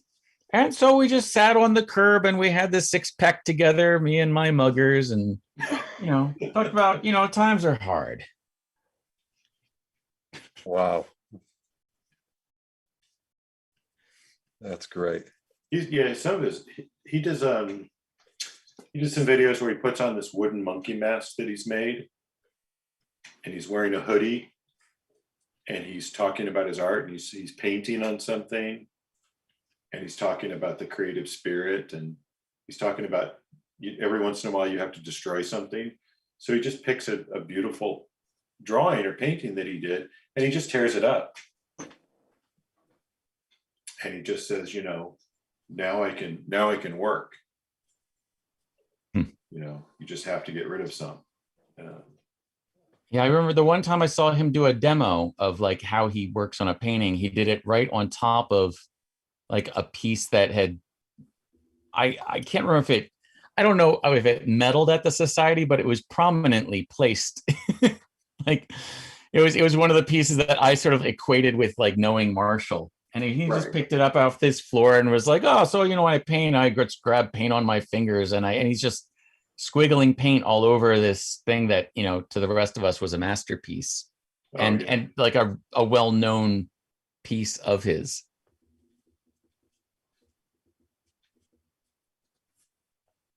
Yeah. Baron's story would do the same thing. Baron would bring in his rainforest, one of his rainforest pieces for National Geographic. Mhm. And he'd say, "See this monkey here? This monkey is glued down." And then he'd proceed to like peel up the monkey, and, Oh wow. and move it around, or pour paint on it, and then scrape it off and work back into it, and then, glue it back down. And you're just like, that's a finished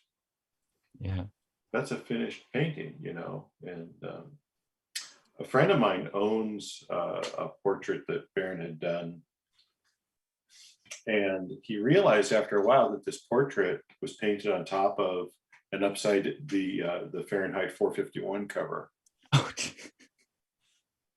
which is a really beautiful detailed piece, and it's painted on top of this thing. He had turned the Fahrenheit 451 thing upside down and painted on it. And Baron's like, "Well, I could scrape off that painting if you want, and get back to the Fahrenheit cover." My friend's like, "No, I love it the way it is." But Hey, two things. Somebody asked, what's the full name of the artist that you guys are talking about? First one was Marshall Erzman. Mhm. Second one was Baron Story. yeah, Yeah, let's try to say full names. Both Right. phenomenal illustrators. I'll put them in the chat. That would be awesome, Phil. I think people would love that. Other thing is, this is the 10-minute warning for this last pose. And with that, I'm going to do my quick thing. We got mini courses coming up for this winter semester. So enrollment closes February 24th. If you're having fun tonight, if you like doing this, the mini courses are much more immersive learning class experience. It's not like this, but you're going to get a lot of incredible information. We've got comics and sequential art, which is taught by Bill Kobe. Digital portrait painting, taught by Ray Bonilla. Exploring mixed media by Lisa Sear. John English, the John English, is teaching fundamentals of illustration. And Brent Watkinson is doing color theory. So highly recommend checking it out. There's a link on the photo reference page, but yeah, if you like this, you'll learn a ton in those mini courses. It's over, everybody. I finished it. Did good. And Brent Watkinson can explain color and human I've ever known. Like I just, at the academy, like the illustration academy, I had gotten, just out of college, and realized at some point that I really still had no idea how color and value functioned. And in like 2 hours, he just illuminated so many things. It's so true. And it's such a fun, articulate way with, examples and He introduces you to a lot of artists that you haven't heard of before. yeah. And I challenge anybody, because I go in there and I learn new artists all the time. I listen to it, and he's always surprising me with somebody. Mhm. And the thing that Brent teaches, I think, better than anybody that I've ever seen, is he teaches you how to use color. It's not how to apply it. He starts to make sense of it for you. Mhm. Good class. Ray's class is pretty phenomenal too. Head painting class. Then he uses both. He does a digital approach and a traditional approach, which are very similar, by the way. Yeah, I think it's interesting how he uses a traditional approach in his digital painting. Yeah, he calls it tradigital. Yeah. It's quite impressive. Copyright 2022 Ray Bonilla. Yeah, he had a bunch of course name ideas, and I told him, I don't think people are Googling tradigital, Ray. That's going to be a hard sell.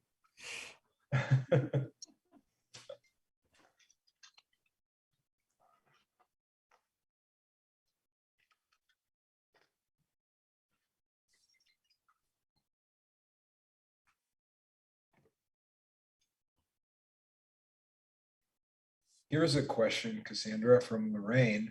Mm-hmm. What paint are you using? I notice every week that you start your paints with a pink kind of color. What is that color? Oh, so I mean, I just have a regular palette full of paints. I'm using Liquitex. I'm just mixing all my colors. So you can see I just have everything laid out in the way that Brent taught me. Mhm. So I have my whole palette laid out here. And Is that I'm true? just- Is that true, Cassandra? yeah. That's the that's palette pretty I awesome. use Thank you is for the saying palette that. he taught me to make, the glass palette. I lay out my color Yeah. the way that Brent taught me. That's Right. awesome. Yeah. So the colors I've mixed, like it depends on like who I'm painting. Like John Cena, he had a lot of burnt sienna undertones. So I mixed like yellow ochre, alizarin crimson, and a bit of burnt sienna with some titanium white. And that gave me a nice base. And I had it darker and like a dark mid-tone. And then I did a darker for some shadows and then light. I just slowly build things up. For Danielle's skin tone, I'm using some burnt sienna, a little bit of alizarin crimson and burnt umber, and some titanium white, and like a touch of cerulean blue. And then in my lights up at the top of the head, again, like I've learned this from Illustration Academy, the top of the head is blue. And Brent talks about this, like your eyes, nose, ears is your hot spots. So this is where the warmest parts of the face are. It's what sticks out the most. And then under the eyes are purple. And then under the chin, you get greens. And so I'm just slowly playing those up so that you'll get some dimension to the face and then just dark shadows around it to frame it. Well, there's a good testimonial. Yes, yes. So Brent is awesome for color. I like to say this about Brent. He knows stuff. I'll just, Yeah. I don't know how else to explain it. He just knows stuff.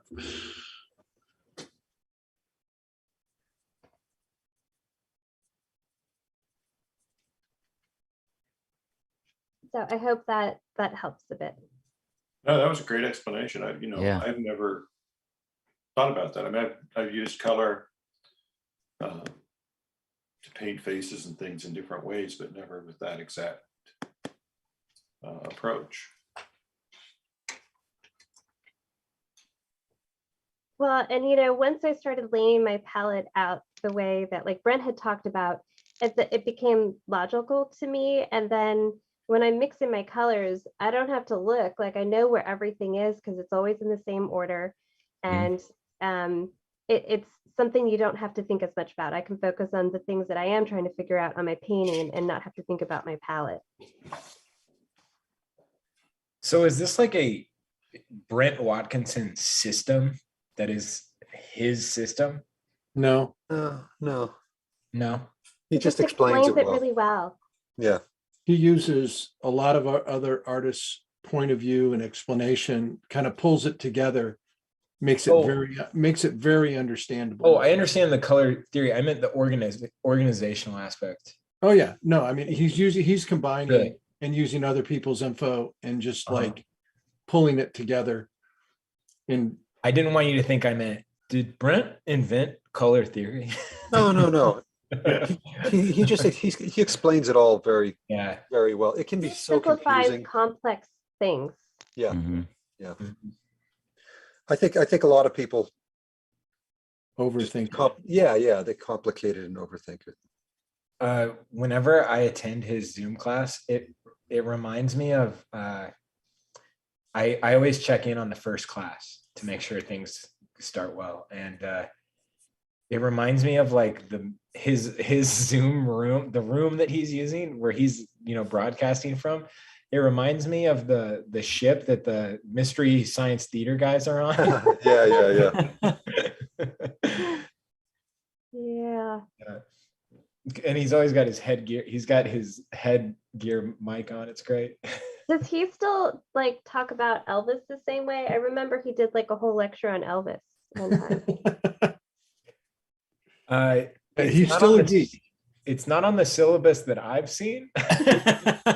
It was pretty amazing. I remember he did it at the Illustration Academy, and I walked away from it being like, didn't know I was going to learn about that today, but that was fascinating. I think I've heard his Elvis talk on his podcast, I've heard it a few hundred times. which A few hundred times. is everyday. It's good. It's just as good the 99th time as it is the Yeah. 199th A time. gift that keeps on giving.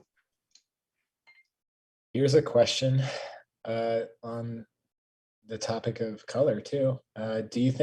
From David, do you think black and red go well together in drawings? Someone told me it looks like red is making corrections. That's I funny. think I black think, and red can go really well together. I think the trois crayons method of the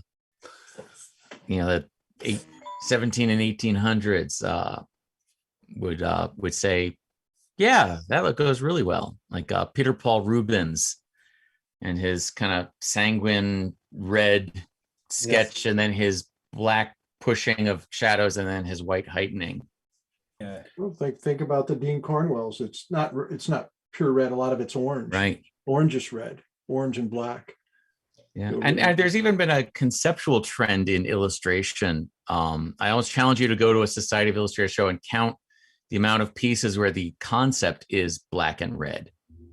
Oh, that's Like, there are some illustrators who have made their living on black and red. Like Yeah. Mel Rodriguez. Yeah, that is Yeah. black and red. But it's also Who is that, Bill? Idel Rodriguez. Okay.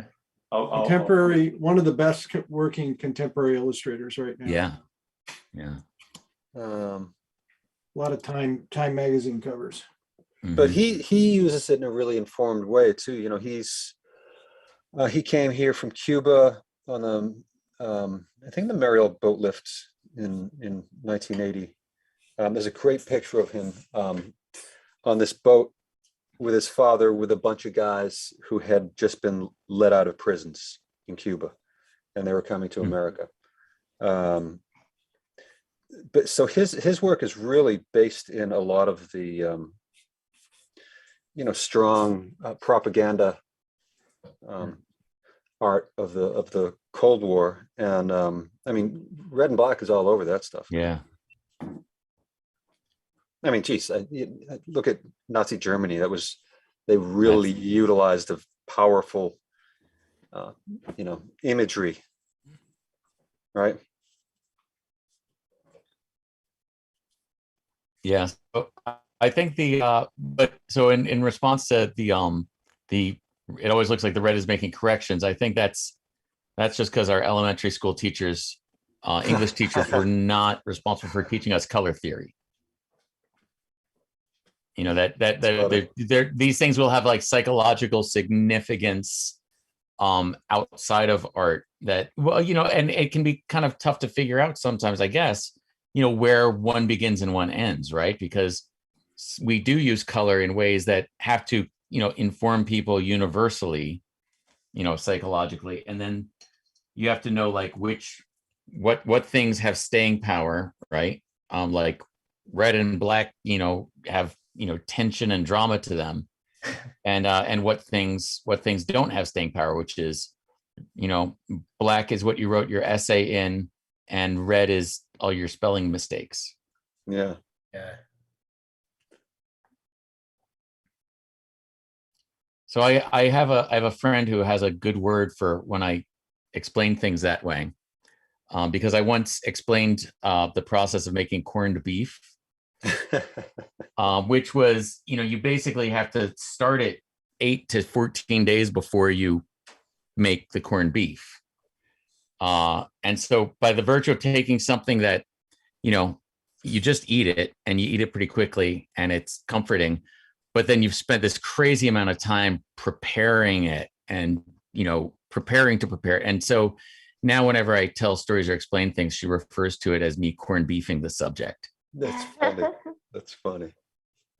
So right as I was finishing that story, I was thinking, you know, the red and black, I was thinking like, I think I just corned beefed red and black. It's just such a part of my vocabulary now. And I realized that like no one would know what I meant. That's a great descriptor. I like it. Elmira, I hope I'm pronouncing that right. Let me know. I think it's Elmira, but Elmira. Thank you, Dale. Said go look at Jeffrey Allen Love. And oh yeah, geez, yeah. Oh, yeah. yeah, nobody told him that it doesn't work. I know. He's just correcting. Yeah, no, Jeff's work has a lot of red and black and it's really great. Yeah, somebody also said, you know, German expressionism.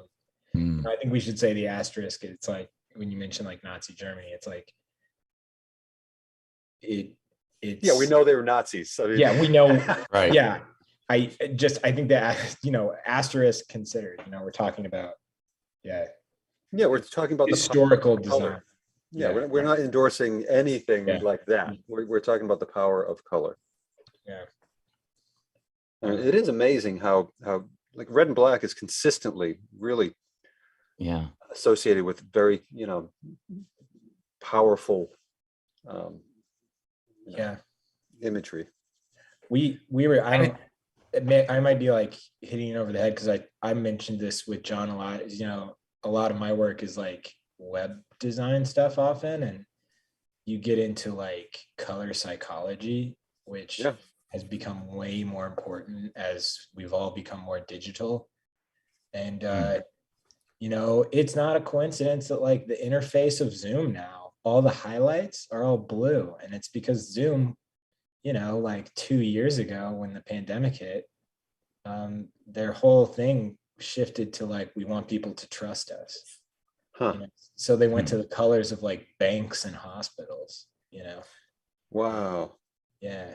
That's so imagine if your environment in Zoom was red and black. That would be terrifying. God, right? Yes, it would be. You know? And it's worth noting that the only thing that's red on the screen is the record dot and the end button. Yeah. You know. Well, it's interesting. I find that stuff, I think that's so interesting. You know, I know nobody's really excited to hear about like button psychology, but no, that's like, but it's a legit thing. Yeah. You thought wrong. Yeah, nice We're all try, very Timmy. excited about Cool. this. Yeah, well, one of the things is like, you know, we talked about like, you know, green is the color of innovation, and John was like, yeah, remember when you got in an argument with me about how we needed all our buttons to be green? Oh my God. What happened to that company, Timmy? There's also this weird thing that happens in what happened to that idea? I had heard this as like a I'd heard this as a rumor. It was, I don't like green. Yeah, John doesn't like green. Great. I was like, but the people want it. The people want it. People in publishing will often tell you that green covers don't sell. Okay. Which is weird. They say this in like gallery work too, like that green paintings don't sell. That's which wild. is sort of weird. It kind of overlooks landscapes entirely. And I've talked with editors who are like, so will get so frustrated because like, you know, they've approved a cover and it comes back from the marketing department because, you know, there's too much green in it. Yeah. And they'll go like, you know, we sell books with green covers. I don't know where this got started, but it's not going away. Have you ever heard of this thing called money? Right. And then I'm thinking of like, you know, every time if I go to a bookstore, you know, bookstores a number of years ago got cynical, right? Where there's the cover and they'll have a new release on the shelf if it's already like pre-ordered to the top of the bestseller list. Yeah. And then they're the things that they always carry 5,000 copies of that are like the perennial bestsellers. And so the thought of green covers not selling and then going up and seeing that Barnes & Noble always has 30 copies of The Giving Tree facing out. Oh my God. Yeah, You know? yeah. Hey, so quick note, we have hit the buzzer went off just earlier, so we are moving on. This is we're gonna move on to the last part of the show, which is when we're gonna check out everyone's work. The panelists are gonna keep drawing, but please use this time to post to Instagram. I'll put the info in the chat, but please don't miss out on this. This is an awesome part of the show, and this is my favorite part of the show. I love seeing what everybody does, and they just blow me away. Yeah. So, but don't wait until we're opening up Instagram, because you're gonna be one of the people that says, I didn't post it in time. Also, And- your page has to be yeah. public to be seen in the hashtag. Got to be public, no stories. Sorry, it's just that's the way it is. Yeah, Well, you can do stories. I always post mine on my stories, but it won't be seen on the hashtag. yeah, we love stories, and we will repost your story if you do stories and tag us. We just won't talk about it immediately after the session. Right, yeah. Yes, I think. Right. I think I hope everyone understands. Yeah. But yeah, we're gonna give everybody like 2-3 minutes right now to do that. So do it. But yeah, I didn't mean to derail the color psychology conversation, but Gosh, Timmy. it's really interesting. You know, you do like A/B testing and stuff, and it's crazy. Certain colors just nobody wants to. They're just like, yeah, no, thank you. So It I is- did. Go ahead, I'm sorry. Oh no, that's okay. I was going to corn beef something else. No, I did an illustration job once for this Flavor Corporation, and it was for like, you know, an internal B2B thing where they were, you know, trying to get beverage manufacturers to, you know, employ them. And so they did this study with children where they basically brought a whole bunch of kids into the boardroom and they just served them sugary drinks all afternoon. But they were basically making charts the entire time, doing studies of, you know, green is good if it's sour. Purple is not good if it's sour. Orange can go either way. You know, blue, what do you want blue to taste like? What, and studying like the psychology of children's drinks to see like what, you know, to basically show that, you know, if you hired them to, you know, make your Snapple or cola or whatever, they had really looked into the psychology of color and taste, and how there are certain expectations that we have of what they're going to be together, and things that we will find perfectly acceptable in one scenario and repugnant in another. I got to draw 54 pieces of fruit and a lot of children making funny faces. Oh my God. Oh, this is cool. Michael Halbert says, I'm really glad I found this drawing night. I went back and watched all of them. Oh my God. That's Wow. amazing. Oh, gold star for you. Yeah. Oh my God. Wow. That's cool. I want to apologize for my drawings. Michael's gonna get us in trouble. He's the one person that's like, I've been through it. Yeah. Or he'll be like, I know what episode's missing. Yeah, Right. he knows Right, all the right. missing episodes. That's what makes Coming to It live special. It's like, there's like a 20% chance I'm gonna toss the episode. Have you ever done that? Dale, yeah. all the time. All the time. Oh, there are lost episodes? There are Oh like, yeah, they go into the vault, he calls they're, it. yeah, they're the vault. It's part of John and I's big plan. So Oh, we'll release the vault eventually. Dale, So is it- Dale, it's usually something I say that we could decide it's better not, let's just pull the episode. Yeah, Oh, yeah. If anybody's wondering, they're all on YouTube. So if you go to our YouTube channel. Now, is all the old reference available on the website? And Thanks, Cassandra. Thank you.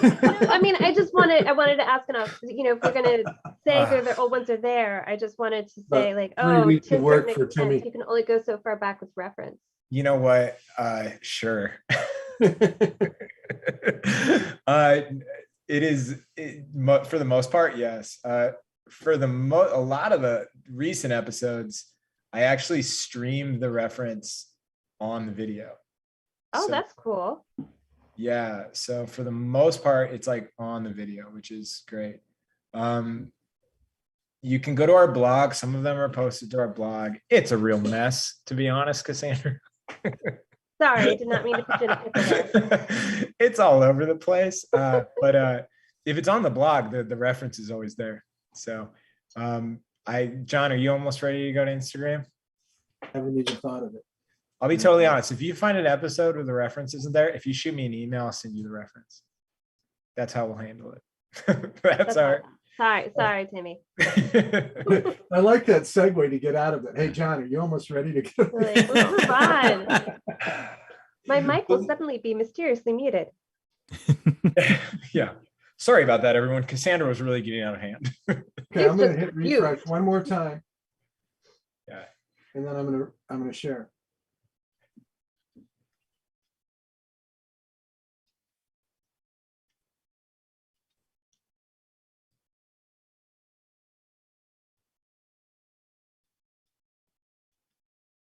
I am curious, like, because John and I have been talking about like a podcast concept that I would do interviews with.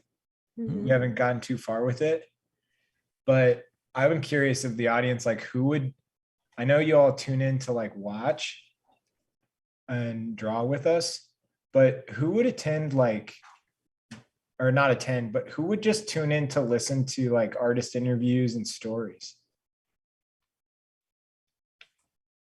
I'd listen to that stuff all the time. I would listen to I that. know. I always listen to that stuff. I'd be in. I'd Now, listen. this is the bad part though. It's gonna be it's just me, so it's like the least exciting. Imagine the least exciting part of illustration isolation. Oh, that's so nice. Now imagine we had an offshoot show hosted by that thing. You know the guy who says who tells people to stop talking about things? He's going to have a podcast. That's on the other It's hand, gonna you last can be 2 minutes. guaranteed It's gonna be awesome. you can be guaranteed it's going to be on topic, Yeah. which I think is actually that's a pretty good advertisement for it. No, believe it or not, It's going to be called Timmy Trayvon Talks to Artists About Football. yeah. Are we ready to go here? Timmy says no. Don't listen to Dale. Oh wow, that's awesome. Oh wow. Oh, that's We're cool. gonna bounce around. There's some fun stuff in here. Yeah. Oh, that's awesome. Ooh, look at that. Oh, Yeah. nice, Julian. Consistently good. Ban that guy now. Right. Look at the Look at direction. that hair. Dale, he drew John Cena. He did. Yeah, I was just gonna say the same thing. Like, no confusion. That's John Cena. No. That's really fun. Yeah, that's nice. There's some major league mark making going on there. Yeah, yeah. Oh, wow. Nice. Ooh, But again, I apologize. We don't get all of them. We just kind of bounce around. Oh, nice. Wow. Well done. ooh, All four. wow, all four. Yeah. Let Well me see done. the caricature over there. Yes. Right. I love that so much. The shoulders. Yes. Yeah. Look. Oh, nice. Oh, that's lovely. Really fun. Oh, that's good. Yeah. That look in her eyes is just right. Yeah. Lots of great stuff here. Again, I apologize if I don't open yours. I can't open them all. And I'm trying to be pretty eclectic with my choices. Really cool. I love the green. Yeah. Oh, there's a good use of green. Yeah, Come on, green. Right. look at that. I'm buying that all day Excellent choice. long. Mm-hmm. I'm reading that book. There's another good one with green. Yeah. Again, good green. That's all I can think about now is green. Oh, wow. Oh, cool. That's awesome. Wow. Very nice. That's fun. You got the gesture of the pose so Mhm. well. Yeah, yeah, the hands are great. Mhm. Oof, Ooh, really that's well great. done. Really nice. Yeah. I think your photography's beating up on you there. It's burning it out a little bit. Yeah. It's a lot of reflection. There's Devin. Nice, Devin. Welcome back. Been gone a while, haven't you? No, he was there last week. Oh, was he? Oh, sorry. Yeah. Devin. Oh, nice. Ooh, Great. Really great textures too with the pose. Look at these. Look how nice these Yeah. are all the way across. some fabulous massing going on. Ooh, that's really Uh-oh. great. Yeah. Yeah. Really great stuff. I like the one to the right too. Yeah, It's great. Oh, that's good. really great. Even got the flag. Uh-huh. Got the flag in black and white. Look at AJ. Oh, man. Darn, that's so Yeah. good. Man, that, It's almost- that pose was made for you, AJ. Yeah, yeah. It's kind of got a Schmiegel vibe to it too. Yeah. Ah, so Wow. good. I love it. Really strong. Yeah. Nice, Leslie. Very nice. I got to hit this one too. It's interesting. That's fun. Yeah. Good stuff. Oh Oh, wow, that's Wow. so great. awesome. Love it. That's really terrific. Hmm. Nice. Good. And you got the whole background. I'm so impressed with everyone getting the background. I know. That's fun. I'm gonna I knew who confess. this was. Nice, Felicity. Oh wow. Yeah. When does Wow, Felicity turn 11? That's what I want to know. July. Felicity's work is maturing. Yeah, It's in July, Yeah. John. in July. Okay, Yeah.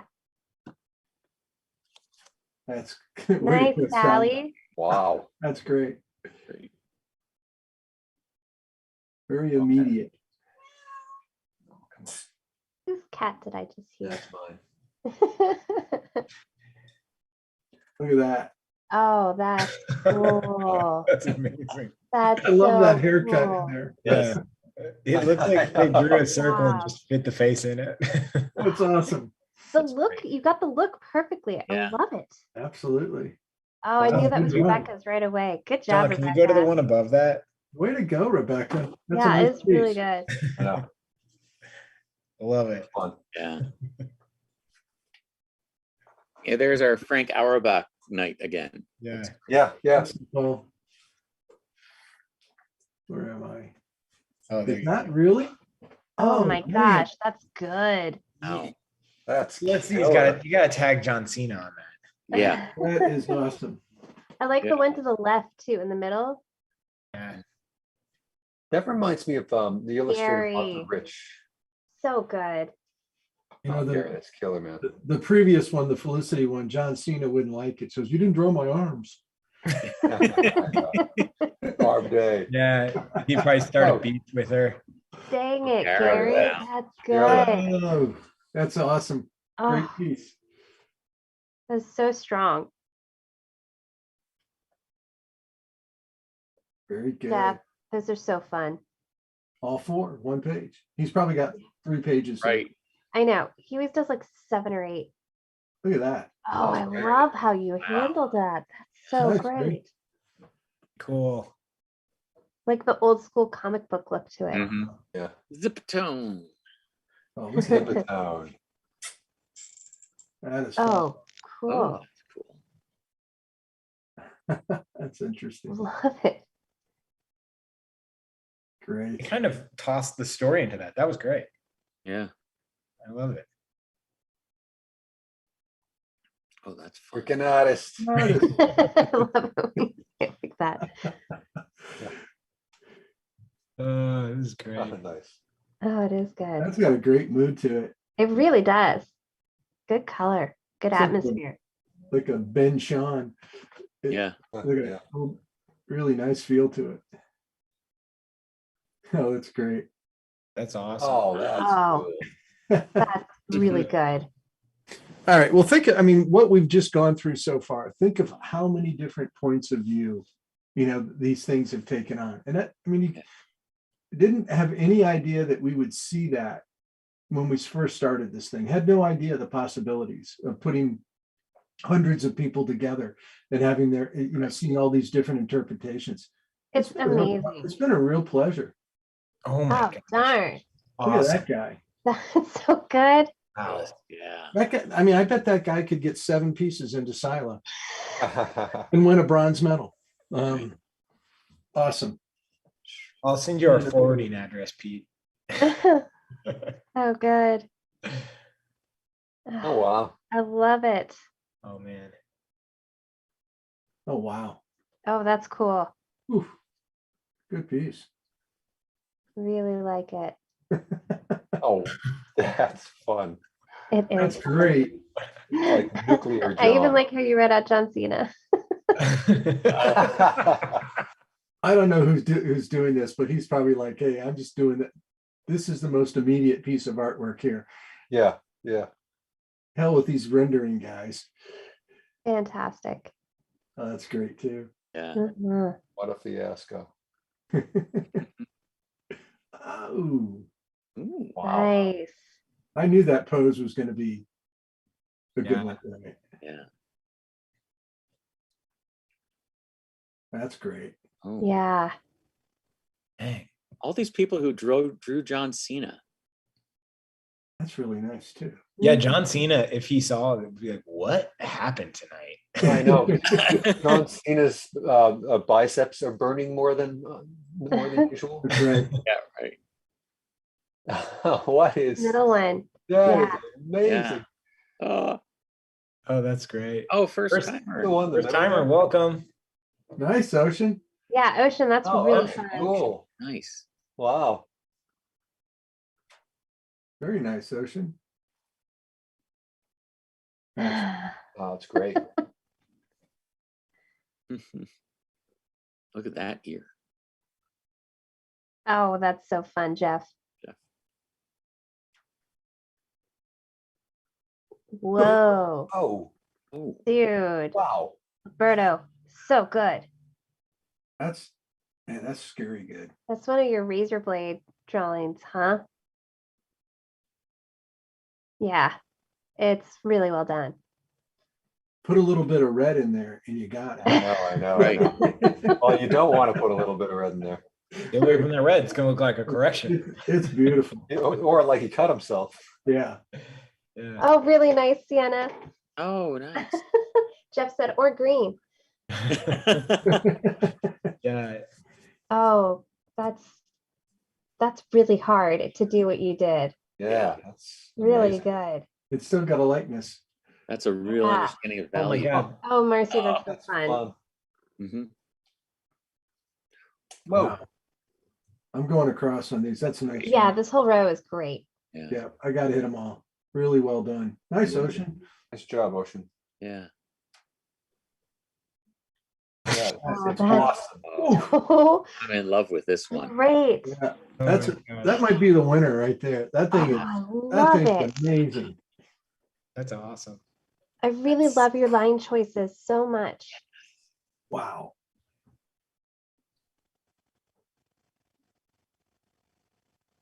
Oh, that's really Nice well one, done. Mark. Good Nice, job. Amira. Wow. Very nice painting.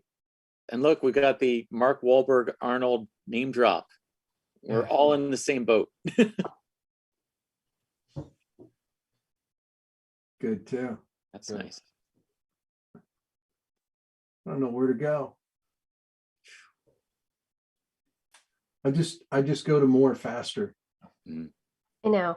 Everyone's done. Like I hate not to, it's like I love this, but I hate not to see it. Yeah. Great. Oh, so good. Another good one. Ian's junk, they stuck with a theme. I like it. Mhm. You see Look at that? this one. Yeah. Really nice. Yeah. That's my favorite one they did tonight. That looks like it was like, that looks like a project that was like packaged by HBO Purple. Yeah. Yeah. Nice. Yeah. I don't know if I'm gonna. This is gonna be Jeff's. Yep, I knew it. Yep. Good drawing. Hmm. Look at that. Nice. That's so awesome. Oh, Good job. nice, Joel.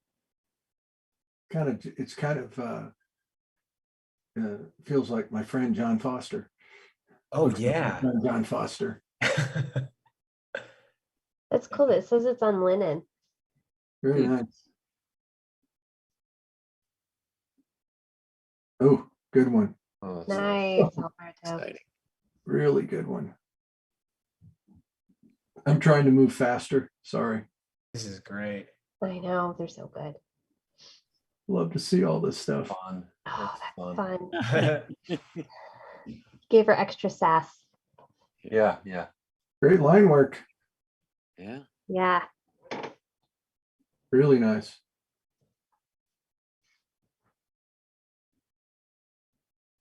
Nice. Sally. Sally, man, Good so one. much improvement, Sally. She's been working hard at it. She She has. I'm really impressed. Wow. Really good. Good. I'm glad Sally got to hear my all you all, because that's where I got it from.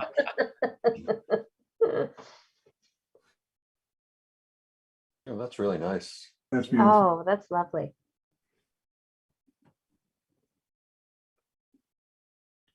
Wow. Mhm. I got to see this. Yeah, I know. That's good. That's fun. I mean, they're all good. I feel bad not clicking on them at this point. Well, it was funny because I looked at hers and I was like, I didn't even realize that was stars on her coat till I looked at her drawing and I looked back at the Right. reference. So I love it when people do that, where they Yeah. highlight something I didn't notice. Mm-hmm. That's good.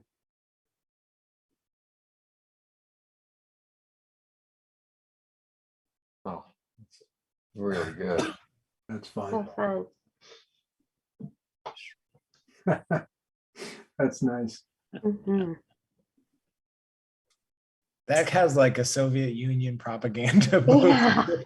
totally. Yeah. Which John Cena kind of has that energy. Yeah, Right. Yeah, that's really well done. Oh, that's really nice. that's a beautiful piece. It really is.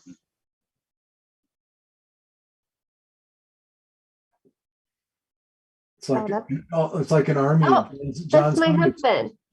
Oh, Get awesome. him out of here. Get him out of here. Awesome. That's great. He's good, right? Yeah. Yeah, he's very good. Wow, Gave him really those good. markers. I told him he needs to use them and he did a great job. Really well done. Oh, Guys, don't start fighting over artwork. No, mine was better than yours. No, no way.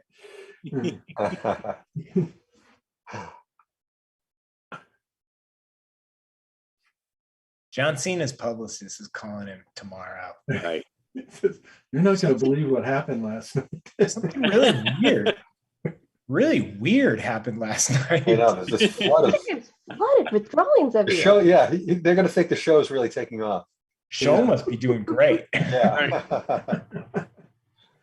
Oh, I Look love at that. that. That's so Uh, great. I really like that piece. That's Mhm, me great. too.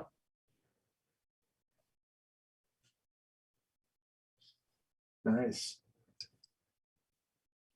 All right, Jeff, I have to do it. Wow. Yeah, Nice piece.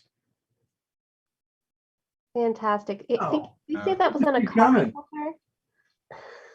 These dry marker ones, yeah, that's killer. Oh, wow. that's Heather. cool. Wow. Nice. Wow. Somebody else that is Wow. Really cool. I Yeah, would say this- Nicola. This is uh, someone who's really worked hard and grown. as an Yeah, artist. Awesome. Beautiful, Heather. I think this is hers also. hmm Nice. Yeah. really nice. Okay. Oh, wow. I know. Geez. Yeah. Knock it off. Too good, man. That is great. That's amazing. Phenomenal. This is awesome.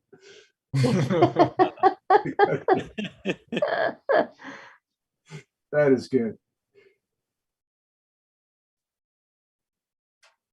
Ah, great too. job. Wow. So many good ones. Mhm. Oh, we're back to today. Oh, this morning. Look at this. I got to show this Peter Castle's, no, Addie's piece. Peter did. Oh, Peter, really Addie, nice. You killed this. This is great. That's This was awesome. one of the poses from this morning. It was so much fun. All right. That was awesome, everybody. If this is your first time joining, thank you so much. I hope you drew along. Thanks everybody who submitted work. Quick reminder, mini courses. Don't miss out on them. Go to the website. They're enrolling for February 24th. But Ray's class is about to sell out, so hurry up. That was awesome though. Everybody, thank you so much. Great night. I'm going to thank Cassandra, Dale, Adam, Bill, Timmy, and I'll thank myself too. Thank you, John. I Thanks, think John. I got everybody. It's always fun to Thanks, draw. John. Thanks, Timmy.